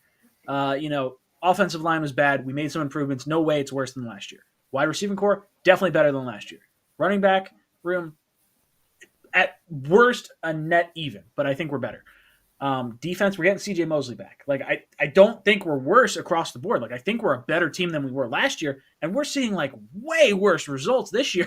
And I'm like, I am never gonna ask for Adam Gase back, but man, if you told me Salah would have this type of effect on a team, I'd be like, you're joking. There's no way. There's absolutely no way, and I have no answer for it. Yeah, never in a million years, man. I mean, look, somebody's, I had a legitimate discussion today. Not even discussion. I basically told the guy to fuck himself. You know what it is? It's that guy Sar on Jet Nation. I'm like, you're a loser. Like that's where I was because I know who he is. He's a troll, But he was saying like, the idea that we want that Gase, shouldn't have been kept. I said, dude, if you know what a rim on your car is busted and you buy a new rim and the new rim ends up having issues, that doesn't mean you want to go back to the broken rim. You know what I'm saying? Exactly. It just means you got a bum rim. So you're on a you're on a path now, but you don't go back to a broken rim. Gase sucks. Okay, there's no silver lining for Gase. There's no redeeming qualities. He's a liar. He's a scumbag. He's a drug addict. Like all those things. All right, he shouldn't be our coach. Robert Saleh is disappointing, but we don't know who he is or where he's going to go. Mike LaFleur, all this stuff, Greg Knapp, a lot has happened here. We don't know where it's going to end, but that doesn't, even if Saleh ends up sucking, that doesn't make Gase good. You know what I'm saying? It doesn't work that way. Gase is garbage. I never want Gase. I never. I'll take that. Never. Anthony Still could drops always a be super worse. chat. Thank you, Anthony. He says Woody fires Saleh's staff after the year and assembles a staff for Saleh? Question mark. This is what they planned on doing for Rule when we almost hired him. No, it's not going to happen. They won't do it because that's the whole reason Rule didn't take the job. Yeah. You allow your coach to pick the groceries. 100%. Yeah, totally. And that's the But thing. right It's now- like right now. Well, go on, Sneakers to Boots. Go No, on. I was just gonna say right now we picked the groceries, but right now we got sold a bag of bad goods or at least cinder blocks. I don't know what the hell we got. We got no food. Rotten lettuce. Oh, look, we're shopping out of that Tiger King fucking trailer with all the spoiled shit. That's what it is. Rotten lettuce, man. Yeah, I mean, look, I think really what we're looking at, I mean, it's really simple. We have a group of first timers that are wondering right now whether or not to change course or to stick to what they know has worked in the past, and they're struggling. That's what's going on. Plus, on top of that, you had a rookie quarterback. You have rookie wide receiver, brand new offensive line, injuries all over the place. Greg Knapp passed away. Like, there's a lot here, and that's what it is. We're looking at guys that have never done this before and have been tossed into the adversity salad. Like, that's what's going on. And, we're going to have to deal with it. It still shouldn't be 54-13. Like I said, man, before, if you have to just go man on the offensive line and go 11 personnel, 3 wide receivers, a tight end, a running back, and just go, you do a post, you do a square in, you do a hitch, and go back, you block the guy in front of you, and I throw the ball. Like, if it's got to do that, then do it until everybody gets up to snuff. Like, you got to simplify this thing. So we're going to see. I mean, whether or not they can change is going to be really the interesting piece about this whole season, I think. I do just want to ask, like, I thought the bar couldn't get lower. We signed Joe Flacco, who we got rid of. Like, yeah, we got rid of him, and now he's back. And it just shows, like, the lack of foresight that Joe Douglas and the staff actually had. Like, they actually didn't plan this out as a scenario. They didn't plan it. They didn't plan. I mean, barring the unforeseen passing of Brett Knapp, may rest in peace, but they didn't think that Zach Wilson wasn't going to be ready. They didn't think that Saleh was going to be as dead as he is on the sidelines, and they have him on camera 8 seconds at a clip, like every 2 to 3 minutes. It feels like they're just watching. It's like we're basically part of our own clown show, and we're just like basically sitting front seat, like going down a roller coaster. It's just like not. It's just I'm getting to the point where it's just like I can't even watch, and I'm a diehard fan, and like when you cancel out the diehard fans, it gets hard to watch. Yeah, I don't. Before I let Green Bean talk, I want to watch every game. I turned it off before the fourth quarter. I was like, I'm done, and I shouldn't. I turned my TV off. I wound up watching other games, and I had the game kind of like on over here, but I wasn't really paying attention to it. I was like, I'll just catch like some replays of things. I work at a Christmas tree farm come the weekend after Thanksgiving, and they're like, hey, do you want to work these 5 days? It's going to include a Sunday or two. And I was like, normally I'm like, you know what? I can't miss the Jet game. Sorry. I'm going to take the money. I'm not watching the Jets. Like, I'm sorry. Yeah. Like, I'll listen to it like on my earbuds or something, but I'm not giving up a Sunday for the quality of play we're getting right now. I'd rather them prove to me that they can at least be competitive. Like, I don't care if we go 0-17. If we were playing like the Detroit Lions where they're competitive, they lose on a fucking 66-yard field goal. Like, it sucks. It's heartbreaking, but at least your team's fighting. Like, it felt like this team, you don't lose 54-13 when your team's trying. Like, it felt like they gave up at a totally. Absolutely. 9 out of 10 possessions, 9 of them got scored. 90%. It's basic math. 90%, dude. Yeah, I mean, right, man. I mean, we all sacrifice our Sundays, we, like you said, all kinds of different things.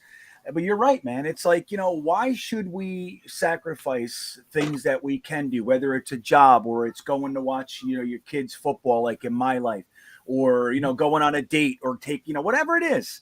And it's like we would always cancel the whole day to watch this shit. And then it's like within 5 minutes yesterday, you knew that game was done. I was at the Virginia Jets fan club. I was live with the Virginia Jets fan club down in Norfolk, Virginia. And let me tell you, dude, what an environment. Those guys were so good. Like 60 people. They were amazing. So excited. They had sirens and prizes. 5 minutes in, we were like this, looking at each other like, here we go. We know what this is. Tell me it didn't feel like week 2. It felt exactly like week 2. It felt worse. Are you kidding? It was worse. At least in week 2, we were competent in some regards. Like, this wasn't even close. No. Yeah. One of my good friends is a Patriots fan who I actually watched the game with, and he's like, after a certain point, he's like, this isn't even fun to watch. Like, it's just even winning that bad is bad. Right, It's winning like, that bad. You're not even entertained. You're not even entertained. I agree. But, I mean, the rare occasions that we've been on that end of it, it's the same thing. It's like, this sucks. I wish this game would end. yeah, but let's hope that at least we look competent and Zach Wilson comes back and has some flashes, because as of right now, we have nothing to evaluate him from. What do we have to evaluate him? Nothing. So we got to hope that he gets it right, and this offense shows at least some competence, so we at least have an answer for going into year 2. But I'll let you guys go get to the next few callers. Awesome. All right, Sneaks. Thanks so much for chiming in with us. Have a good one, guys. Yeah, right on, man. All right. Albino Man, are you ready to come on? I know you don't have your microphone or camera on, but I am going to go to you in 5, 4, 3, 2, 1. Let's go. All right. We got a guy with a bag. That is a Jets fan if I've ever seen one. There he is. I love it. Yo, what up, brother? How you doing? So I'm just talk to me. I'm surviving. I'm just pissed off because I wasted my whole day just to watch that shit. I had tons of work and assignments due, and instead I was like trying to schedule my whole day just to see them get smoked. Like, dude, that's it was not worth it. Right? Like, you cancel plans. You're like, you know what? I'm just gonna watch football. I'm gonna put this on. Like, maybe they wind up having like a halfway decent game. Like, I'm not looking for a whole lot. I'm expecting 4 wins this season at best. And you can't even give me the satisfaction of having pseudo-competent play calling or pseudo-competent play in general. And like, it just drives me bananas. It absolutely kills me. And the whole week I lead up to it, I was like, I'm excited. I'm excited. We're gonna get our mojo back. We're going against the Patriots. We're not gonna have a 4 interception game. And they somehow found a way to make it worse than week 2. Yes, just somehow. You know what sucks is I actually thought, like, I was a big fan of the Salah hiring. I was a big fan of Zach Wilson, and I was a big fan of Elijah Moore. I was arguing with one of my friends, and now I look like a fool because I defended all those players and coaches. Like, dude, I'll be honest. Honestly, I'm not ready to jump ship yet. Like, I do think there are rookie growing pains from the head coach, from the offensive coordinator, from the rookie quarterback. I do think we are missing a little bit talent-wise. So, like, if the Jets were to say go, let's say we have the 3rd pick in the draft, and we have the 12th pick in the draft, or 15th pick in the draft from the Seattle Seahawks. If you want to go the right tackle from Alabama and you want to go the center from Iowa in Linderbaum, I'm okay with that. Like, I think you're locking down your line. You go out, you throw a ton of money at Brandon Sheriff. Now you have left tackle, left guard, center, right guard, right tackle taken care of for at least the next like 2-3 years. And then, I mean, you're going to have a lot of money invested in there and you better get good returns, but at least you don't have Greg Van Roten on the offensive line.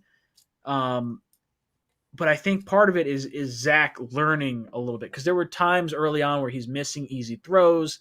So it's tough to kind of grade everything. Like, I've said it a few times this stream. I think the best part of signing Flacco is being able to see Flacco in LaFleur's system, and if LaFleur can call a good game, because Flacco does have the smarts to make the right throw, whether or not he still kind of has all of it, being at 37-ish, is going to be interesting to see.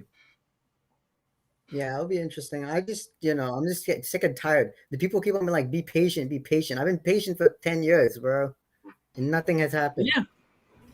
No, dude, absolutely, and that's just what's getting so tired. brutal. It's like you're waiting an entire decade. Like the only success we have had in the last 10 years has been 2015, where it was a hollow season. It was Ryan Fitzpatrick. You're like, hey, look, I'm excited. Like let's do it. Let's go Good on a loss. run. But you're not expecting like, okay, like after the season when you're like, okay, we got to re-sign Ryan Fitzpatrick or we got to draft someone.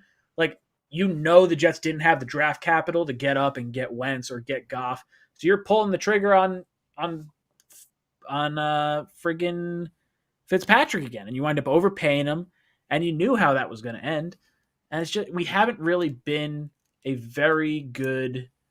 I don't know. We haven't been consistently competitive since like the Mangini years, and it ended with Rex. That was the last time we were consistently, I think, competitive. Mm-hmm. You guys think that we should I really starting to question Joe Douglas because this is his team. Most of the McCagan guys are out, and yeah, look, Salah hasn't been good. LaFleur. I understand people being frustrated with Douglas. I don't agree with it just yet because Douglas has only had 2 drafts, and when you're looking at some of the moves he's made, he had, you're taking Khalil in January or in July or whatever because we didn't have a center. Like I'm okay with that swing.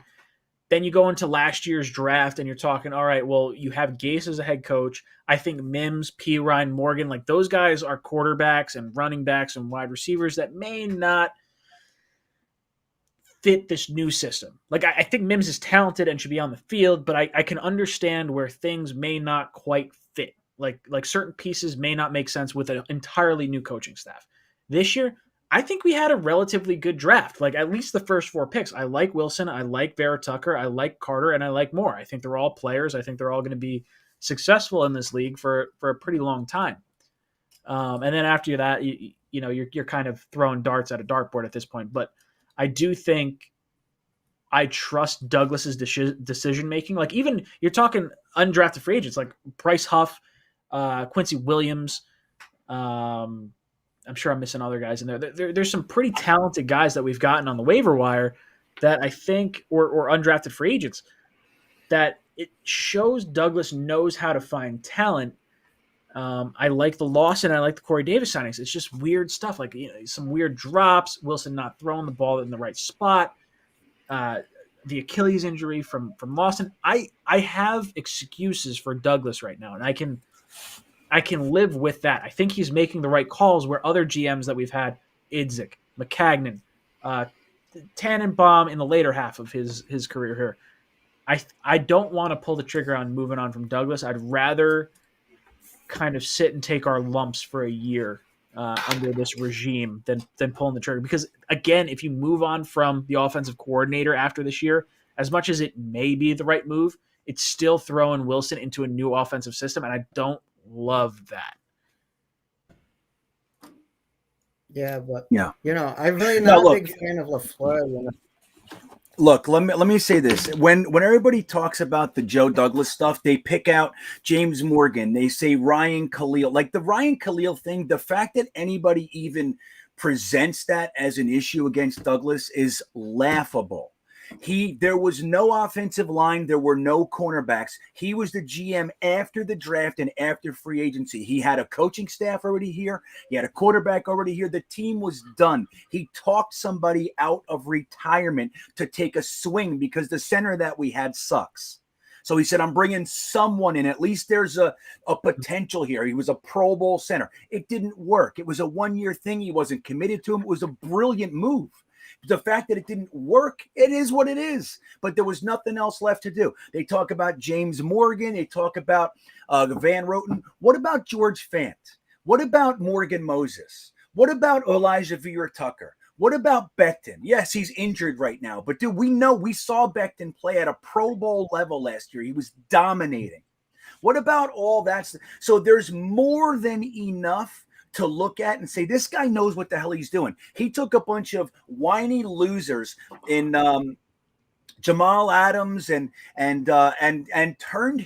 he turned Leo, Jamal, and Sam Darnold into an entire draft class worth of additional draft assets. People say, oh, but he's just going to use it to take bullshit picks. How do we know what's a bullshit pick? The rule of thumb is 3 years for a draft class. His first draft class is in their 6th game of their 2nd year. Okay. Denzel Mims is a stud. Bryce Hall is a stud. Becton is a stud. All right. That's 3 right there. Okay. And then there's other guys sprinkled all over there that have so much potential. We have to look, we have to wait. I'm sorry.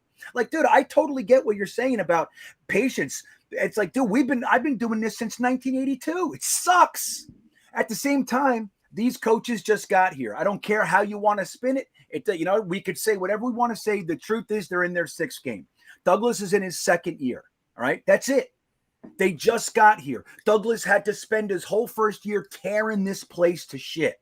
That's what he had to do. He had to go to Tremaine Johnson, Le'Veon Bell, Quincy Enunwa, Darrell Roberts, Kelechi Osemele. He had to take care and get rid of all. We're still paying those guys because of the previous GM. We are, like, you know the stat. We're paying Tremaine Johnson more than we're paying our entire defensive backfield right now. What about this draft? All those rookies starting. Until yesterday, they were doing great. I mean, and we can't even, they're doing better than we can expect. He's got 5th and 6th round picks playing at an NFL level. I mean, like, and even them, that doesn't even mean they're great. It means we have to wait 3 years. Like, we're always looking for those couple of things. Khalil, Morgan Moses, or fucking James Morgan. It's like, dude, if you look at the body of work and what he's done, he's exceptional. And that's not to say I love everything. You can't. There's definitely missteps, of course. Every GM has missteps. And let me say this, one last thing. 𝐗-𝐿𝐴 is the general manager of the Cardinals. Somebody threw this at me today. The Cardinals, that's a real GM. Dude, 𝐗-𝐿𝐴 was a fucking laughingstock. He got pegged for DUI. He's on his 4th coach. Don't forget, he hired Steve Wilkes in 1 year, fired him, and they used a top 10 pick on a quarterback in Josh Rosen. They fired the coach and moved on from the quarterback 1 year later. Jets fans would have said, fire him, fire him. Look at where they are now. You have to give these guys a minute. They're tearing shit down. They're trying to figure out what's going to work. Joe Douglas is by far the best GM that we've ever had, at least since Steinberg, which most of you guys probably don't remember because it was back in the friggin' 90s.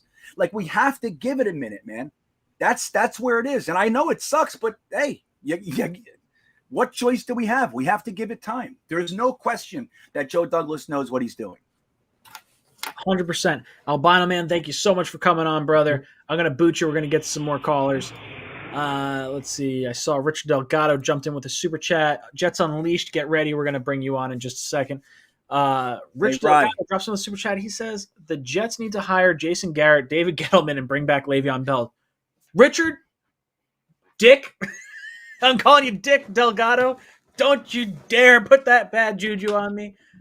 I've seen the Jason Garrett play calls. I know they're not doing good. Gettleman, I want no part of.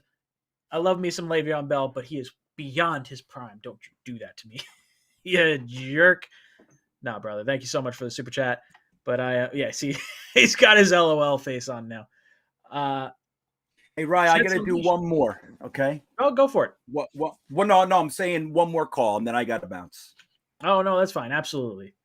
Yeah. All right. Good Jets shit. Unleashed, you're coming on right now. What's up, brother? Welcome to the cockpit. And Green Bean, thank you for hanging out with us for so long. Hey guys, thank you for having me. But man, this team, there's blame to go all the way on this. We can all agree on that, you know. Dude, it's brutal. It's absolutely like from coaching staff, offensive, defensive, head coach to the players. Like it was a complete. This felt like the Patriots game at the end of the season in what was it, 2010, before we had the big playoff game.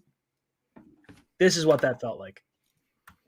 Right, but at least there we had some hope. Here, there's so much. We're in the middle of this point where I don't know what to do at this point, you know, because offensive coordinator doesn't know what he's doing. Defensive coordinator, at least he said some things like he's angry and he wants something, you know. Just Coach Sella seems like he's over his head right now at this point, you know, and just the play, especially how Zach Wilson got hurt, and I'm even more furious with Joe Flacco. Why do we have Johnson on the practice squad, QB Josh Johnson on the practice squad, if he's not going to be the next man up, you know? It just, I don't know what we're doing at this point, you know? It just was such a mess. Dude, it's depressing, right? Like there aren't. It feels like there's no answers. Like you're not trading for anyone to make this better. Zach Wilson just not. You know, he's hurt, so he's out 2 to 4 weeks. I would err on the side of like caution. So he's probably not coming back before the Buffalo game. I would say he's probably out for that game. I just don't love what we're getting all the way around, and with the new coaching staff, all the players we added, it just felt like we weren't going to be as bad as we were last year. And it feels like we're on the same friggin' path. Like 1-16 seems very attainable for this team. It does. Well, you know what? And I'll comment on the Josh Johnson thing, because I was pondering the same thing. It's like, well, what's going on?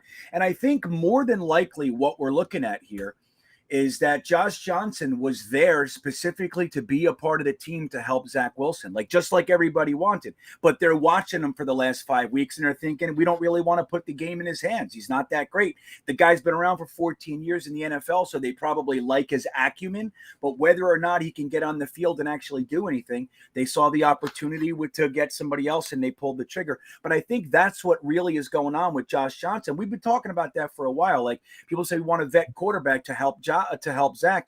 And that's, I think, in my opinion, that's what I think Josh Johnson is doing here. He's just here. He's a part of the team, just like all the other vets on the practice squad. But I think when push came to shove, man, they decided we don't really want to give him the ball. You know what I mean? Mm-hmm. Yeah. I think that's what it is. Mm. But who do you think's going to start this week? I mean, you think it's going to be White or Josh Johnson? Who do you think they're starting? It can't be Flacco, right? God, it feels very accelerated to try and put Flacco in now. And you got the short week the week after with the Colts. So they signed him Monday. So what do you got? You got, this is a home game. So you got Tuesday, Wednesday, Thursday, Friday. You got 4 days of practice. I bet they could dumb it down. I think they could dumb it down. I think Flacco starts this Sunday. I think it might be Mike White this week, and then next week they may change to Joe Flacco since it'd be a short week. It would be a smart to flip it because then it'd be a short week for the enemy's defense to then have to study with Joe Flacco. But even then, with X's and O's, I don't know what to do because this offense, I don't know. If somehow Joe Flacco somehow is a switch, what happens then, though? That's my worry, is somehow we're able to go against the Colts, or is some miracle that happens. What does this mean? Well, I don't think they're not going to back away from Wilson. When Wilson's healthy enough, they're going to start him. But I think that at least if Flacco has success, it means the offensive coordinator is right. And that makes me feel good. Like if Flacco plays well, I'm okay with that. As much as I want the draft pick, Flacco playing well versus like Mike White falling into wins is different for me. I think being able to grade the offense and know LaFleur can at least call a competent game with a quarterback that has a little more knowledge. I think I can swallow that a little bit easier than where we've kind of gone so far. Like I'm definitely in the screw LaFleur camp right now. But I'd be lying if I said some of it wasn't on Wilson. Wilson definitely has made some issues. We've had some drops at the wide receiver position. It's not all LaFleur. Like there's certain areas where we could have continued drives that we're just not able to continue because of everything going on. I think that's a great answer, man. And it's really true. It's like, would you rather the problem be that LaFleur is completely overmatched, overwhelmed, lost, or that the rookie quarterback struggled his rookie year? You know what I mean? What would you rather the problem be? The problem I have with that is I also see the schematic confusion on the offensive line. Like they're out of position constantly.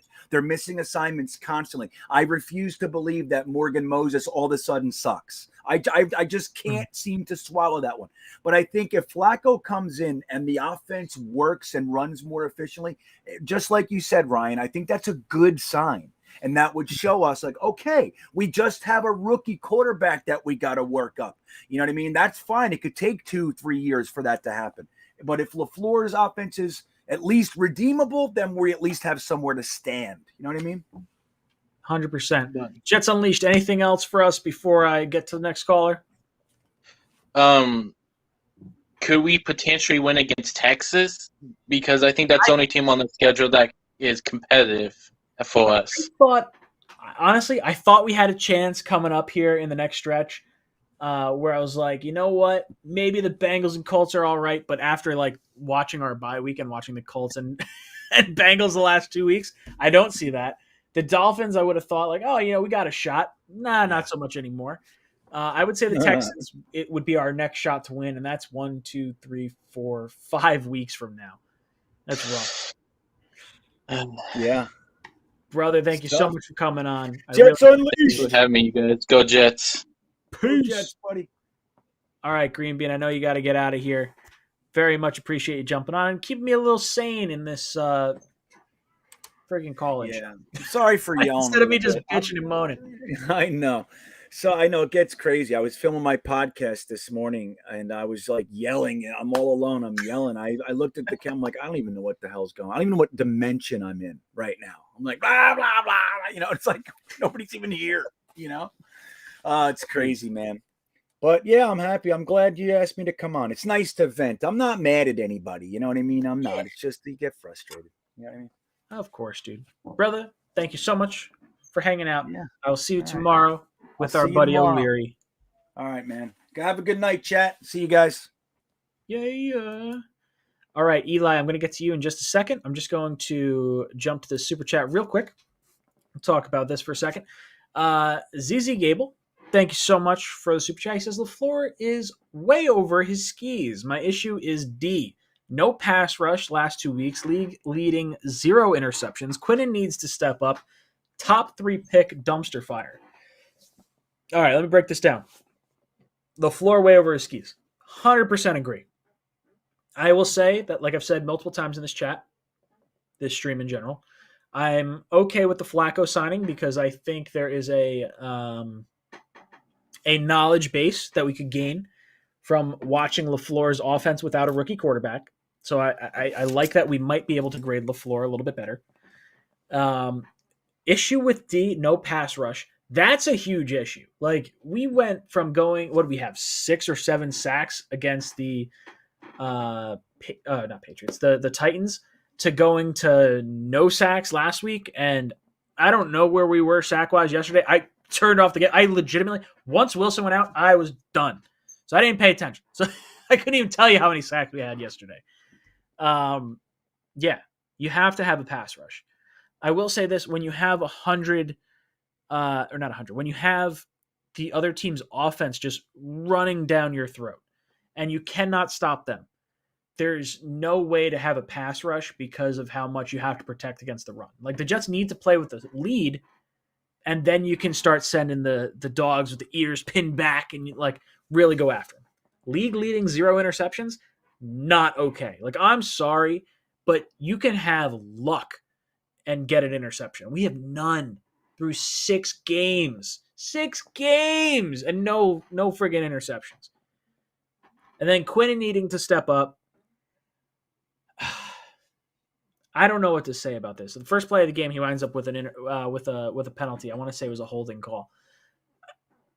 I want more out of Quinnen. I want the Jets to be able to give Quinnen an extension after the season. And based on the play I've seen thus far, I don't know if that's going to happen. I like being able to take advantage of that rookie contract because we have a cheap 4th year from Quinnen, a pseudo cheaper 5th year option, although I guess it's probably not with him being the 3rd overall pick.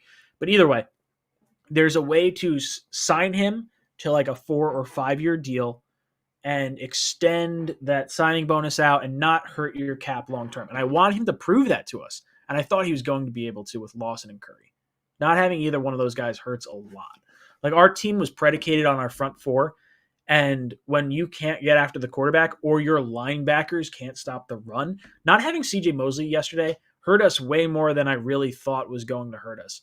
And I have no desire to move on from CJ after this season because he has shown how valuable he is to this defense. So, yeah, look, we're a dumpster fire right now, and it's super frustrating because there is no way I thought we'd be worse than last year.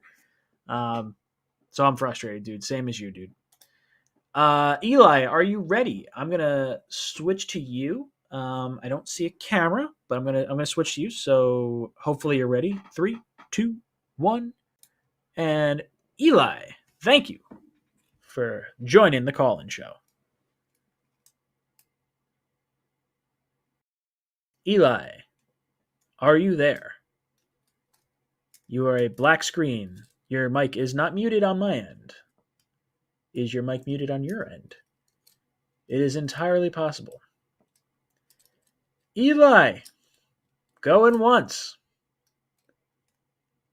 Eli, going twice.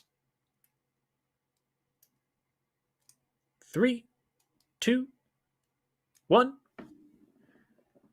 You're gone. 𝐗-𝐷𝐿𝐴 says, no pin on my super chat. What gives? What are you talking about? I had it up on the screen. We talked about it. ZZ, did you miss that whole conversation where I just literally went through your entire super chat? What you doing? Ooh, I see. This is our buddy Eli. He says my mic ain't working. Eli, get your mic working. Comment in the chat. If you join Melon. If you click on the little microphone below the screen, you can see the audio levels jumping. So click on that and then comment in the chat when you see your mic jumping. Then I'll add you back in and let me know. Aha. 𝐗-𝐷𝐿𝐴 says, respect. Sent that chat before I pinned it. That's all right. No worries, dude. It's all good. Joe Mannix says, Jets get the number 2 pick in the draft. If it continues in that fashion, yes, I think the Jets will. I think the Jets are going to get a top 4 pick for sure. And what's frustrating about that is, like, I don't know who to take. Right now, if we go to Tankathon, let me pull it up right here. Tankathon says, according to their mock draft, you got to go. So it's Lions, Eagles, Texans, Jets, Jaguars as the top 5. The Lions take 𝐗-𝐷𝐿𝐴 at number 1. The Eagles take Matt Corral, the Ole Miss quarterback. The Texans take Malik Willis, the Liberty quarterback, both at 6'1" and under 250 pounds. That is an interesting size for 2 top 3 quarterbacks. The Jets take Derek Stingley Jr. at 4 from them, from Tankathon. Although I'll be honest, after watching this game, there is no way I'm passing on Evan Neal at number 4. That just hurts real bad. And then at number 9, they have the Jets taking Aiden Hutchinson. And then Tyler Linderbaum falls to 14. If I'm sitting in the top 5 and we're not taking a tackle, I would say I'm going to go and trade down. I don't want to make a top 5 pick. I would rather forego and have an additional first-round pick next year. Because, I mean, think about it. What did the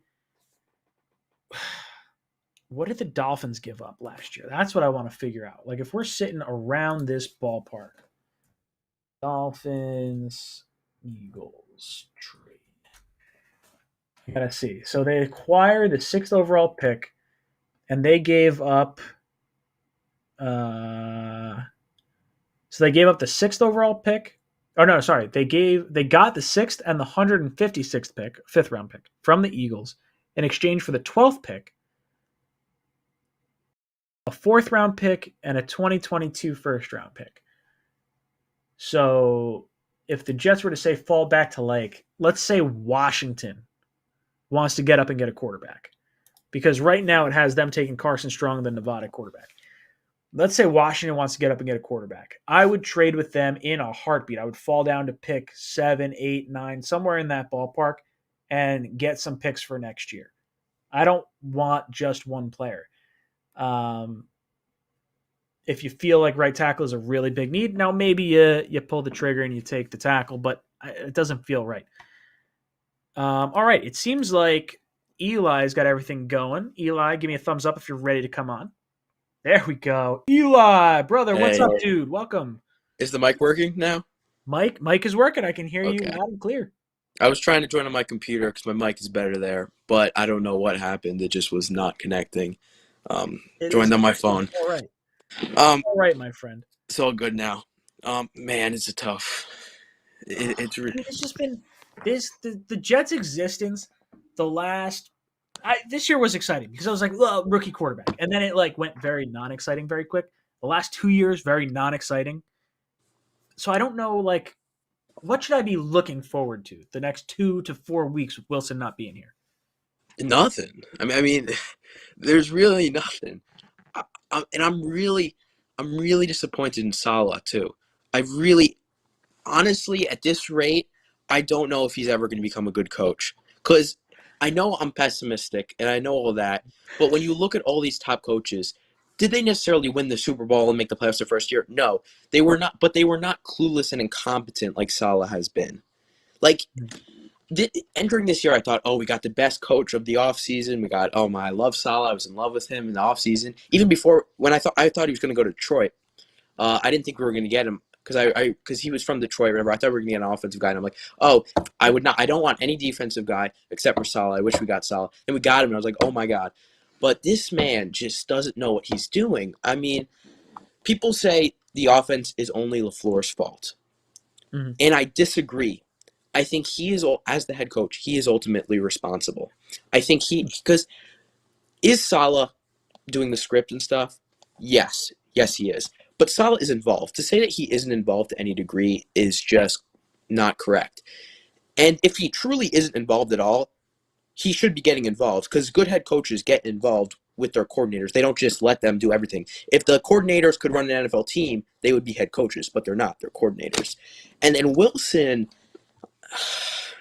I was so high on him before the thing. Chris Sims with the whole thing and his high. Dude, look, he's 6 games in. And I'll be honest, before he got hurt, I was like, he's making plays. It's starting to happen. He's getting on a roll. And then you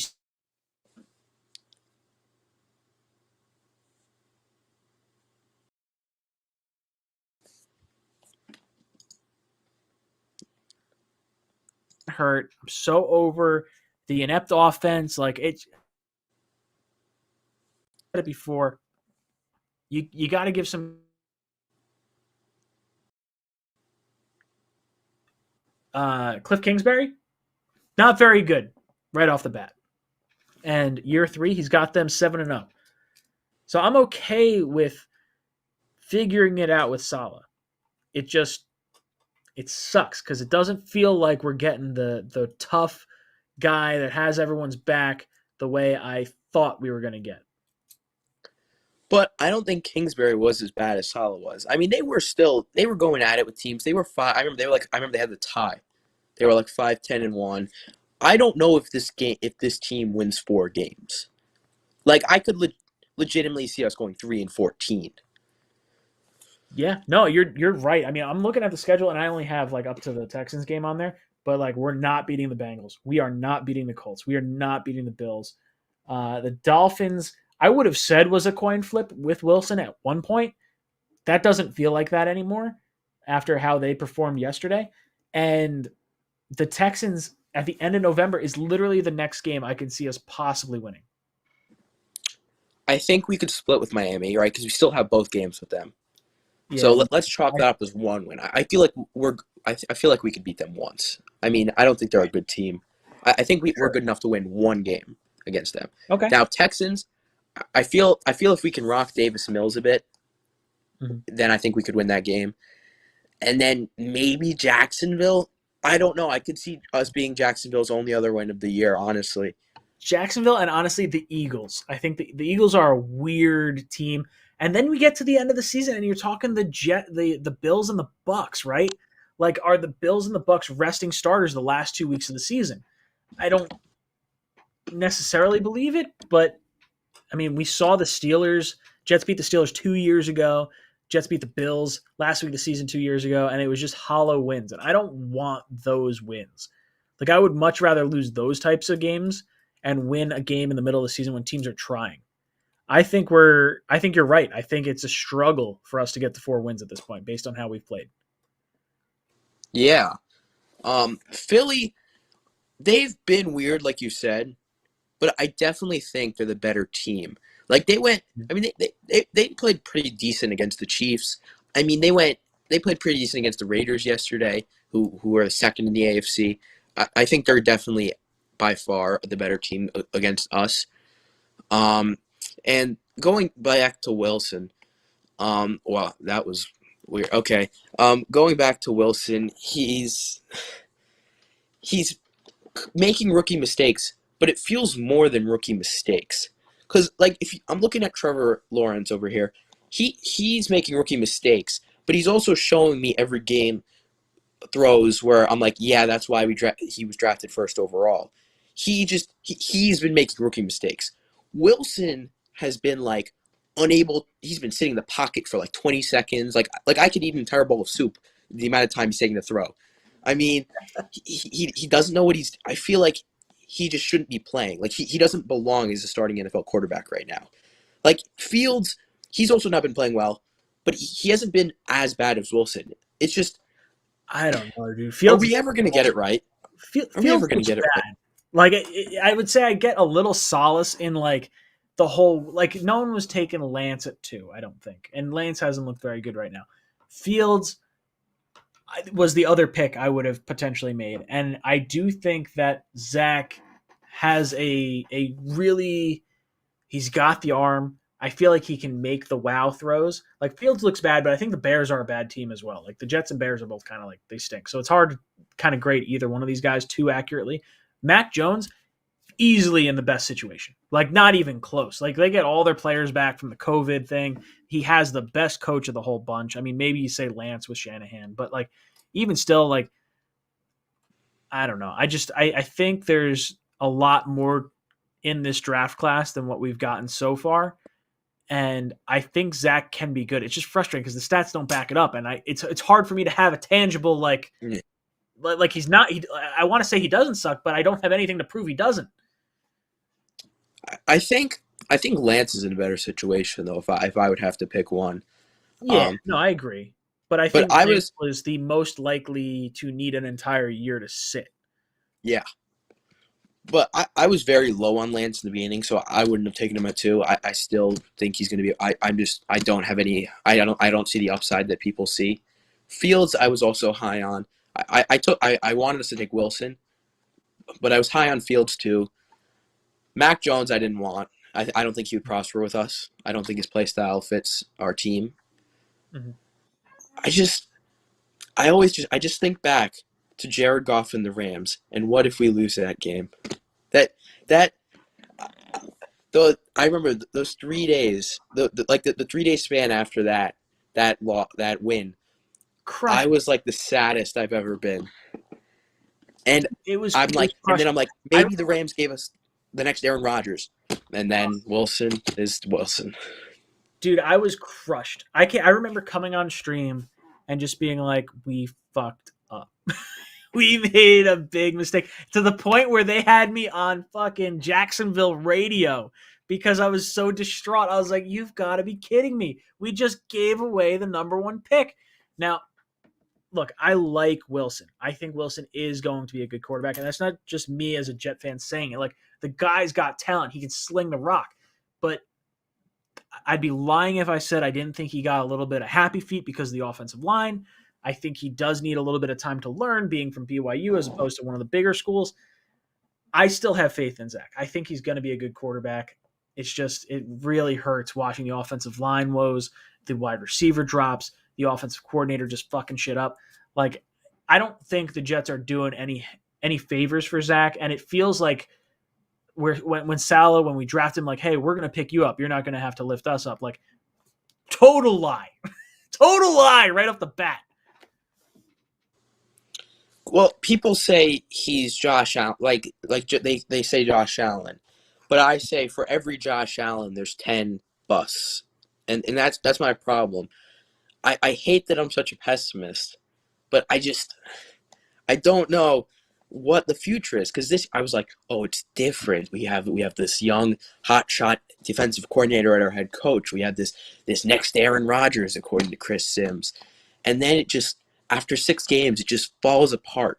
And it's like, I didn't have high expectations for the season. I had very low expectations. But, like, you know that meme? It's like, my expectations were low, but holy F, right? That's how it is. It's like, I was expecting us to go 5-12, and somehow they crazily underdid my expectations. Ugh, Like, it's brutal.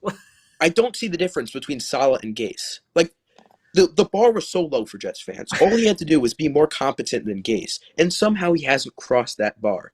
I was looking at comments on an Instagram post. That's the worst part. Like, I mean, I'll be honest. When I'm watching Gase, like, I felt from day one it wasn't going to work. Like, I don't feel the same way with Salah. Like, I feel like with Salah, it's like, okay, it's a young team. We're learning it. Like, last year, we're running Frank Gore up the A-gap nonstop. Like, I don't see that anymore. And then there was, like, issues with, like, okay, you know, there's guys running wide open. Sam's not seeing them. I have Zach needing to learn the offense higher and giving me more hope than where Sam was. Like, because at least Sam, rookie year, like, at the end of that year, I was like, okay, Sam's a good quarterback. And then Gase comes in and it just fucking hits ground zero and just skids. I don't know. I still have faith in this coaching staff, but a lot is going to hinge on how Flacco plays. I'm not going to lie. And I feel like people constantly make, right, it's a very young team. And I understand that. But you also have to play devil's advocate or whatever. Why is Joe Douglas literally only putting rookies on this roster? Right? I mean, that's also Joe Douglas's fault. You need some experience in an NFL team. And for him to he put all of his poker chips in on these draft picks. And so far it's not paying off.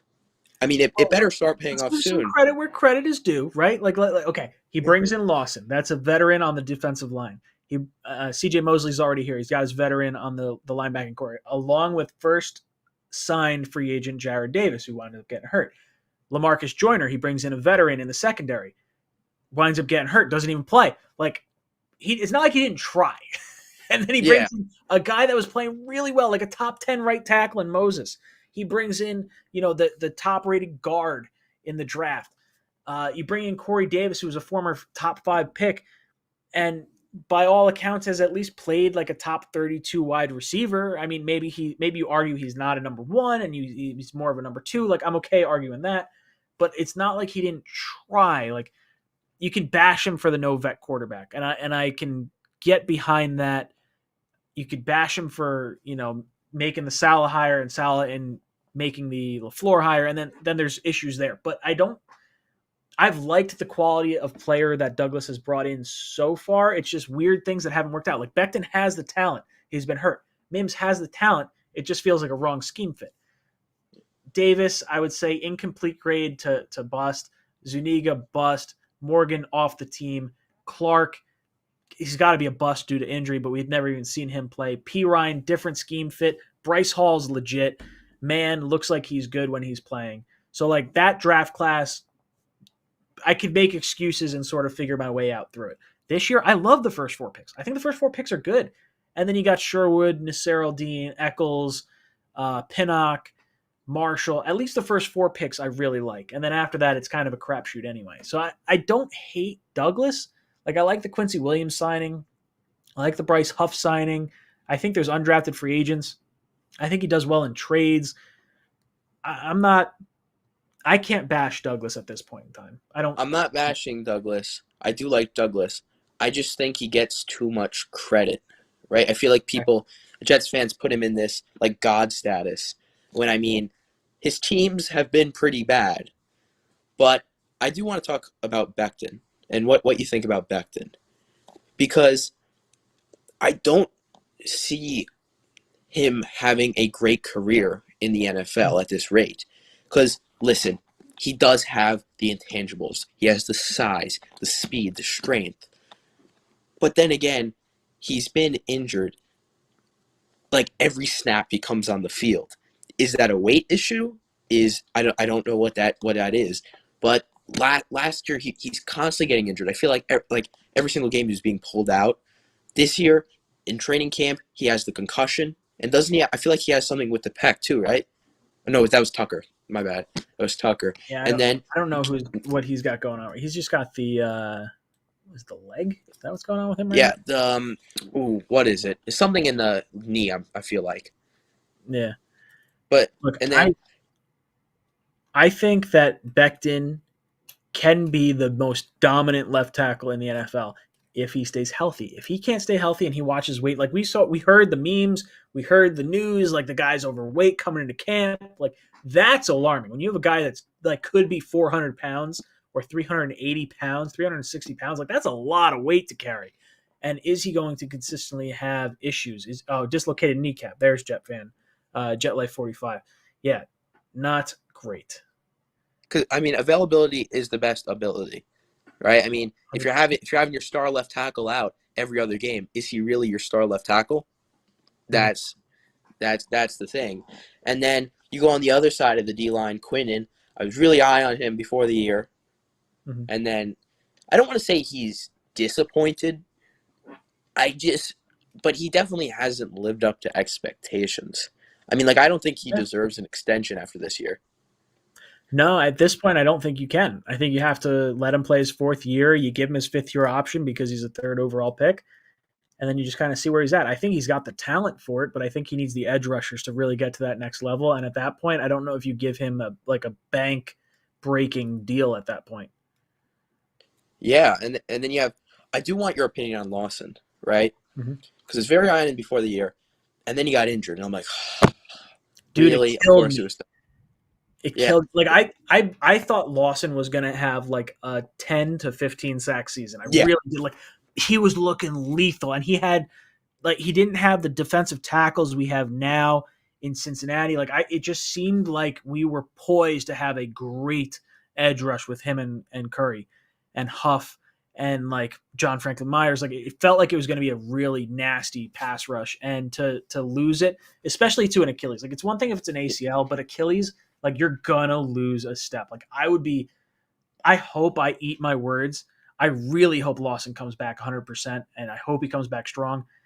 But I can't go into next year with him being like the only guy. Like for me right now, I think edge rusher and I think center are the two biggest needs. Right guard could be fixed in the offseason as well. Right tackle is going to be an issue. I don't know if I take edge rusher in the first round anymore based on what I've seen from the offensive line. I think you almost have to like take the tackle from Alabama, take the center from Iowa, and then just like build a beefy fucking line. And then round 2, get your edge rusher, get your corner, get your tight end in the third round, whatever, with those 3 picks. I don't know. It depends on what happens in free agency. There's one edge rusher who I'm taking if he's there, and that is 𝐗-𝐁. I can't pass up. He reminds me of Chase Young, Nick Bosa, but he's such a premium talent that I couldn't pass on him, even though we have depth at that. If we can get him, I'm okay with it. But I think he might go 1 if the team at we might get one. We might get 1. But if we get 1, I'm not taking him at 1. I can't do it. I have to trade down. I will not take him at 1. That's my biggest thing. Like I like him a lot, but this team is so like I have fear that he may be injury prone because of his size. Like he's not a very big guy. Like he's a lanky guy, and it's exciting, and I want him. But if we could trade down from 1 to 3 and take him, I'm all in it because we're getting a first round pick next year. Taking him at 1, I don't think I can pull the trigger on it. But I think this is like 2019, right? We picked 3 overall. We wanted to trade down. It was after Sam Darnold's rookie year. We wanted to trade down. Problem is, there was no quarterback, so no one wanted to trade up. And I think that's what's going to be this year. I agree. Right? I 100% agree. Let's say whoever your QB1 is. Personally, I think it's like Matt Corral. I think you could go Malik Willis, but I think it's Matt Corral. Is he a 1 overall pick? No, I don't even think he'll go in the top 5. I don't think a quarterback goes. I think he might go late top 10. That's at best. So if we pick at 1, who's really going to trade up? Because you would only really be trading up for like 𝐗-𝐷𝐿𝐵. And who's really going to trade up from like, let's say, pick 4 to pick 1? You're not really going to get the value there, right? You might get like a few mid-round picks. Is that really worth it from getting like a 𝐗-𝐷𝐿𝐵 No. to like, I don't know, some like a second-tier prospect? Like at that point, get a 1 next year, you make the pick at 1. I think if you're trading down, you have to get a 2023 first. I don't think I trade down for anything less than that. I don't even know if I trade. I have to see the class. I'm not super familiar with the class yet. I know the top guys, but the thing is, I don't think we're drafting a corner that high because Salah's going to be here next year, no matter how bad he is, and his system just doesn't need that dominant corner. Like, as much as I like Derek Stingley, and he kind of reminds me of Revis, and I really would like him, the system just doesn't need him. They play a lot of zone. They don't need that dominant man corner. Like, Bryce Hall, he's being elevated to look better than he really is just because of the system, how it favors making bad or okay corners look good. So I don't think we're going to take that corner, even though I want Sauce Gardner Jr. or whatever his name is. I mean, his name is Sauce. How could you not want him? But I want the edge rush. I feel like overloading on edge rush is the way to go. But being where we are, like if we could trade down and take the tackle from Alabama and then go with the set, I don't know. I have no idea where to go because I'm just not sure what this team is right now. It hurts. Like I'd almost be okay taking a tackle and just loading up because Joe Douglas did that in Philadelphia. They had Lane Johnson. They had Jason Peters.